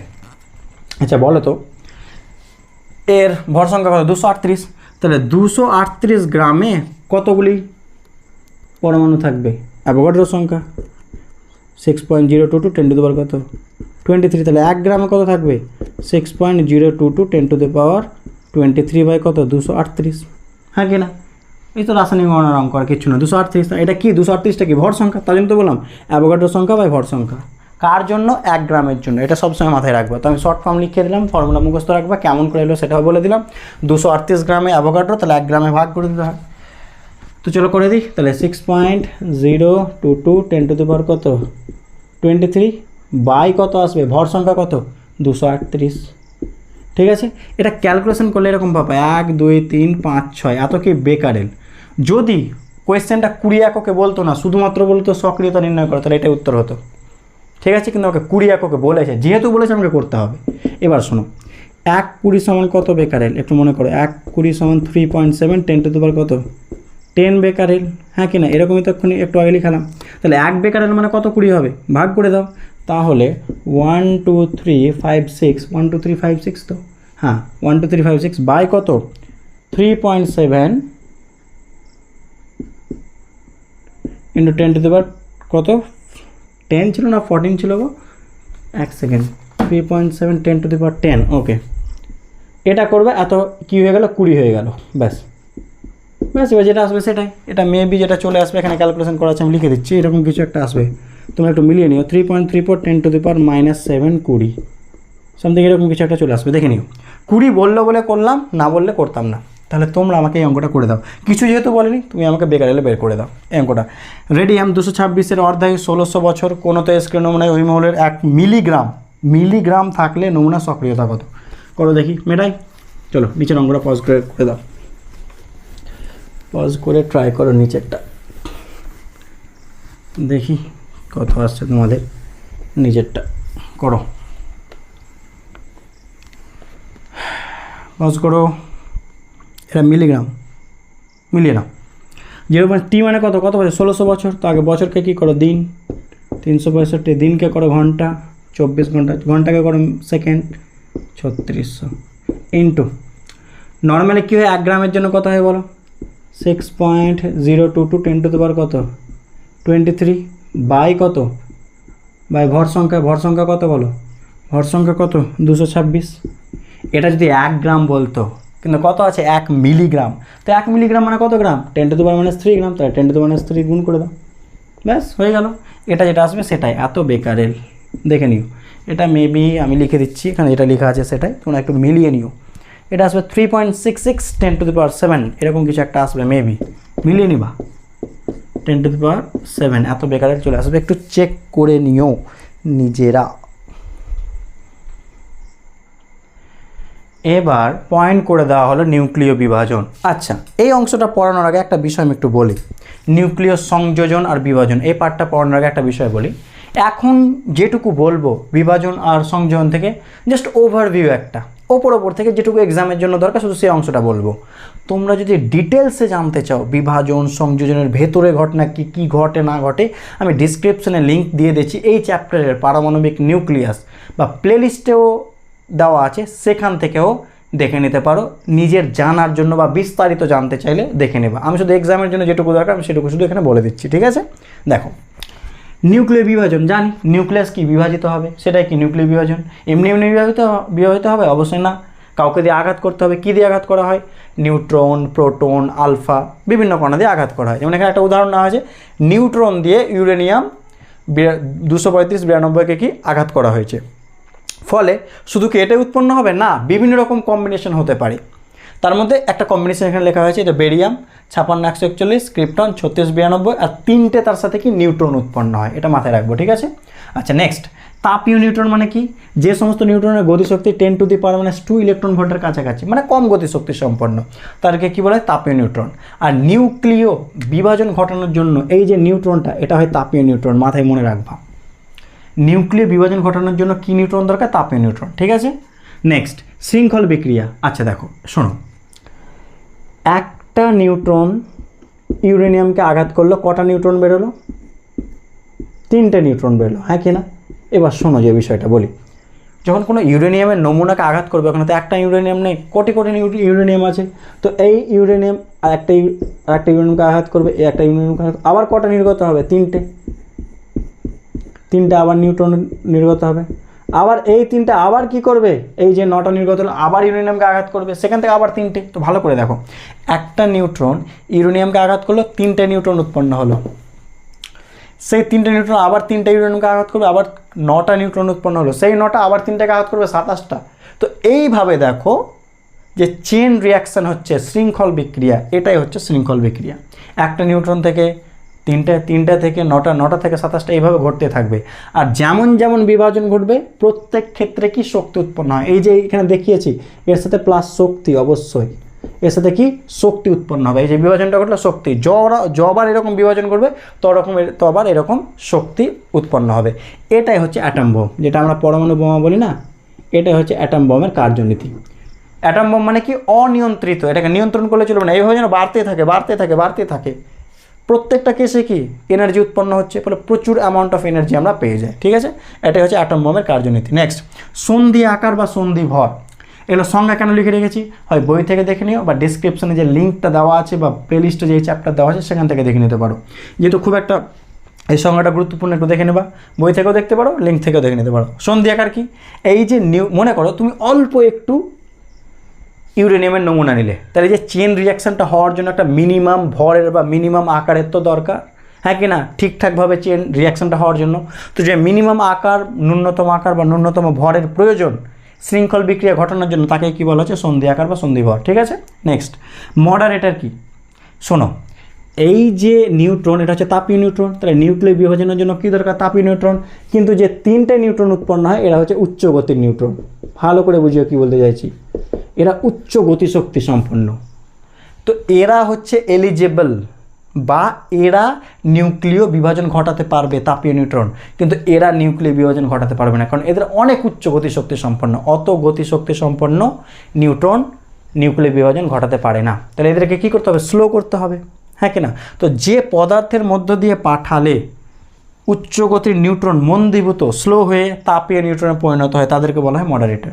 ঠিক আছে, তাহলে কি করা হয়? শোনো, এখান থেকে কটা উৎপন্ন হচ্ছে? 3টে। এই 3টাকে স্লো করে নেওয়া হয়, স্লো করে তাপীয় করা হলো, দিয়ে এই ঘটনা ঘটবে। আবার এর উৎপন্ন হলো, আবার স্লো করে নেওয়া হলো এদেরকে। তো যে পদার্থ এই জিনিসটা ঘটে তাকে বলা হয় মডারেটর। ভারী জল, D2O, গ্রাফাইট, এগুলো হচ্ছে উদাহরণ, এরা মডারেটর হিসেবে কাজ করে। ঠিক আছে, আচ্ছা নিউক্লিয় বিভাজনকে কাজে লাগিয়ে আমরা তাহলে কী করি? এই যে বলে দিলাম, পারমাণবিক বোমা তৈরি করা হয়, বা পারমাণবিক চুল্লি, যে ইলেকট্রিসিটি পাই আমরা, সেক্ষেত্রেও কিন্তু নিউক্লিয় বিভাজন ইউজ করা হবে। তোমরা ভাবছো স্যার এরা কী করে ইলেকট্রিসিটি তৈরি করবো, যে এনার্জি পাবে এত বেশি শৃঙ্খল বিক্রিয়া ঘটবে যে পুরো পারমাণবিক চুল্লি তো উড়ে যাবে, হ্যাঁ কি না? একদম ঠিক বলেছো, সেখানে নিয়ন্ত্রিত শৃঙ্খল বিক্রিয়া ঘটানো হয়। এর মানে কি? একটা থেকে 3টা উৎপন্ন হলো, তো দুটোকে সরিয়ে দেওয়া হলো, আবার একটা থেকে 2টো, আবার একটা থেকে সরিয়ে দেওয়া হলো, এইরকম। মানে যেন এনার্জিটা কি একটা নির্দিষ্ট পরিমাণে সবসময় থাকে, এই নয় যে বাড়তে বাড়তে বাড়তে একদম অসীম, মানে অনেক পরিমাণ বেড়ে যায়, তখন তো চুল্লি ফুল্লি সবই উড়ে যাবে। একই রকম ছিল নিউক্লিয় সংযোজন থেকে কয়েকটা জিনিস একটু দেখে নিই। নিউক্লিয় সংযোজন থেকে কিছু কোয়েশ্চেন দেখে নাও। কি বলছে? নিউক্লিয় সংযোজন কাকে বলে জানি? যখন কি দুটি নিউক্লিয়াস সংযোজিত হয় তখন তাকে কী বলা হয়? নিউক্লিয় সংযোজন। যুক্ত হয়ে একটা নিউক্লিয়াসে পরিণত হয়।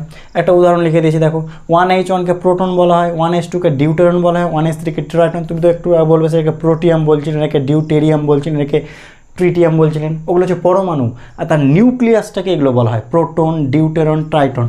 তো দেখো দুটো ডিউটেরনের নিউক্লিয়াস যুক্ত হয়ে হিলিয়ামের নিউক্লিয়াস, তার সাথে একটা নিউট্রন উৎপন্ন করে, একটা উদাহরণ। নেক্সট, নিউক্লিয় সংযোজনকে তাপীয় নিউক্লিয় বিক্রিয়া বলা হয় কেন? বা নিউক্লিয় সংযোজন ঘটানোর আগে বিভাজন ঘটানো হয় কেন? সেম উত্তর। কেন বলো তো? তাপীয় নিউক্লিয় বিক্রিয়া এর মানে কি? নিউক্লিয় সংযোজন ঘটানোর জন্য প্রায় কয়েক কোটি ডিগ্রি সেন্টিগ্রেড উষ্ণতার প্রয়োজন হয়। ঠিক আছে, এত বেশি উষ্ণতার প্রয়োজন হয়, তার জন্য একে কী বলা হয়? তাপীয় নিউক্লিয় বিক্রিয়া। মাথায় ঢুকলো? সেম উত্তর। নিউক্লিয় সংযোজন ঘটানোর জন্য কি কয়েক কোটি ডিগ্রি সেন্টিগ্রেড উষ্ণতা প্রয়োজন হয়। তো এই উষ্ণতা তৈরি করতেই সংযোজনের আগে কি ঘটানো হয়? বিভাজন ঘটানো হয়, কারণ অত উষ্ণতা নর্মালভাবে তৈরি করা সম্ভব নয়, তার জন্য বিভাজন ঘটিয়ে সেই উষ্ণতা তৈরি করা হয়, যা নিউক্লিয় সংযোজন ঘটাতে সাহায্য করে। হয়ে গেল। নেক্সট, এই যে সূর্য নক্ষত্রর মধ্যে কী বিক্রিয়া ঘটে? নিউক্লিয় সংযোজন। সেটা কি? এরকম দেখো, 4টা প্রোটন যুক্ত হয়ে কি হিলিয়াম পরমাণু নিউক্লিয়াসে পরিণত হয়, তার সাথে কি 2টো পজিট্রন উৎপন্ন হয়। তো এটা হচ্ছে কি সূর্য নক্ষত্রের মধ্যে এই বিক্রিয়াটা ঘটছে। আর কি হাইড্রোজেন বোমা কি? নিউক্লিয় সংযোজনের, হাইড্রোজেন বোমা যে কার্য করে ওর নীতি কি? নিউক্লিয় সংযোজন। পারমাণবিক বোমা কি বলো? নিউক্লিয় বিভাজন। হাইড্রোজেন বোমা হচ্ছে নিউক্লিয় সংযোজন। আর কি নিউক্লিয় সংযোজন বা বিভাজনের নির্গত শক্তির উৎস কি? এই যে নিউক্লিয় সংযোজন বলো, বিভাজন বলো, কেন? কি পাচ্ছি এখান থেকে? শক্তি পাচ্ছি কোথা থেকে? তো দেখে লিখবা, নিউক্লিয়াস সংযোজন ঘটুক বা বিভাজনের সময় যে পরিমাণ ভরের হ্রাস ঘটে, মানে আগে যা ছিল সংযোজন বা বিভাজনের পর ভরটা কমে যায়, তো যে পরিমাণ ভর কমলো সেটাই E=mc² শক্তি সূত্রানুসারে শক্তিতে পরিণত হয়। তো নিউক্লিয়াস সংযোজন বা বিভাজনের সময় যে পরিমাণ ভর হ্রাস পায় তা ভর শক্তির তুল্যতা সূত্রানুসারে E=mc² শক্তিতে পরিণত হয়। বুঝতে পারলাম? যে পরিমাণ ভর কমলো সেটা শক্তিতে পরিণত হয়ে গেল।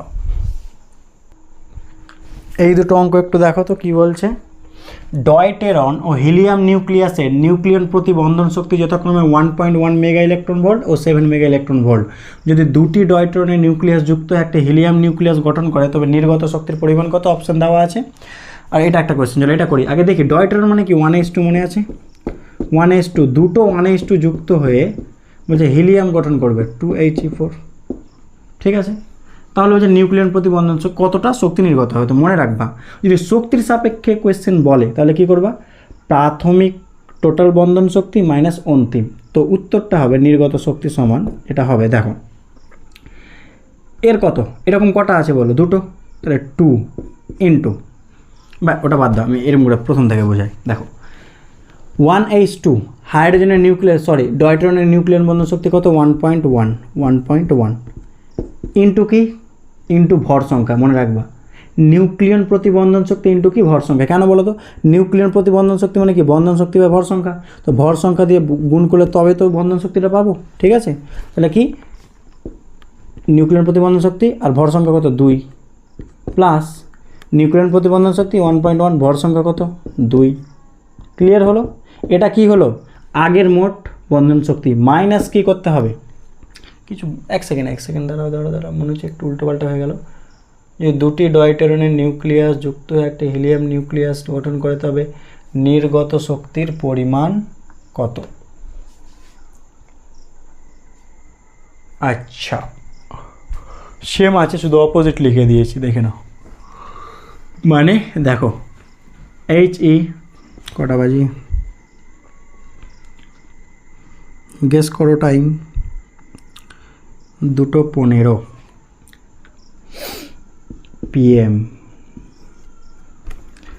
নট AM, দুপুর নয়, রাত্রিবেলা, তাই ঘুম চলে আসছে, বুঝতে পারলে? ঘুমের ঘরে ভুলভাল হয়ে যাচ্ছে। আচ্ছা যাই হোক, দেখো আবার নেক্সট,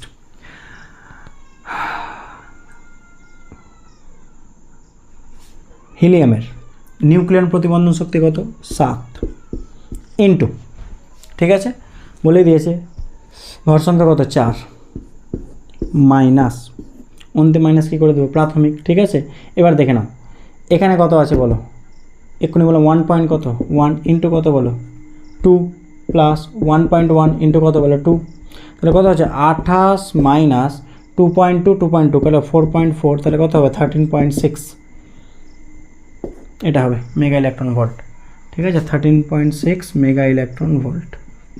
আচ্ছা এই অঙ্কটা ট্রাই করো, এটা প্রথম একদম প্রথমের অঙ্ক, ওই ব্যাসার্ধ দিয়ে ট্রাই করো তো কী হবে, মেটাচ্ছি, ওকে নিচের অঙ্কটা ট্রাই করো,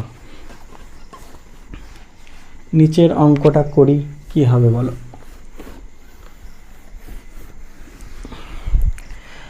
অ্যালুমিনিয়াম 1327, জিঙ্ক 3064, নিউক্লিয়াস দুটির পৃষ্ঠতলের ক্ষেত্রফল অনুপাত, তো S1 কী করে দিলাম চলো S2, হ্যাঁ কি না, বা চলো বাই দিয়ে লিখি বেশি বুঝতে সুবিধা যদি হয়, S1 বাই S2 করলাম একই ব্যাপার, তো ক্ষেত্রফল মানে কি পাই R1 স্কোয়ার বাই কী করলাম পাই কি R2 স্কোয়ার, হ্যাঁ কি না, মানে কি R1 বাই R2 তার কী করে দিতে পারি হোল স্কোয়ার। আচ্ছা S1টাকে S অ্যালুমিনিয়াম বললাম, S2টাকে কী বললাম বলো, কোথায় গেল S জিঙ্ক বললাম, তাহলে R1টা কী হয়ে যাবে অ্যালুমিনিয়াম, এটা কী হয়ে যাবে জিঙ্ক, তাহলে আর অ্যালুমিনিয়াম বাই কি আর কি হয়ে গেল বলো জিঙ্ক।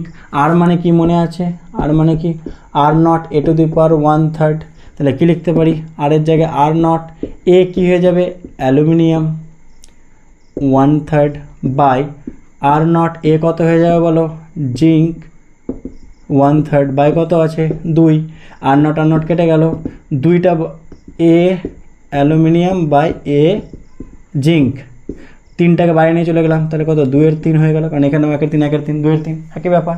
এবার চলো অ্যালুমিনিয়াম কত, এ অ্যালুমিনিয়াম কত, অ্যালুমিনিয়াম হোয়ার ইজ অ্যালুমিনিয়াম, এ কত 27, এর কত বলো, এর কত 64 বাই কত 2 এর 3। আচ্ছা দেখো এটা মানে কত 3 এর কিউব, এটা মানে কত বলো 4 এর কিউব, তাহলে কত 2 এর 3, দেখো 3টা কেটে যাচ্ছে, হ্যাঁ কি না, 3টাকে বাইরে নিয়ে দেবে 3 3, তাহলে 3/4 তার কী হয়ে যাচ্ছে স্কোয়ার, মানে 9:16, 3 স্কোয়ার 9, 4 স্কোয়ার 16, তাহলে 9:16 অপশানে চেক করে নিও। তাহলে এই পর্যন্তই কমপ্লিট হলো, সবাই ভালো থাকি, সুস্থ থাকি এবং পড়াশুনো করতে থাকি। Thank you so much.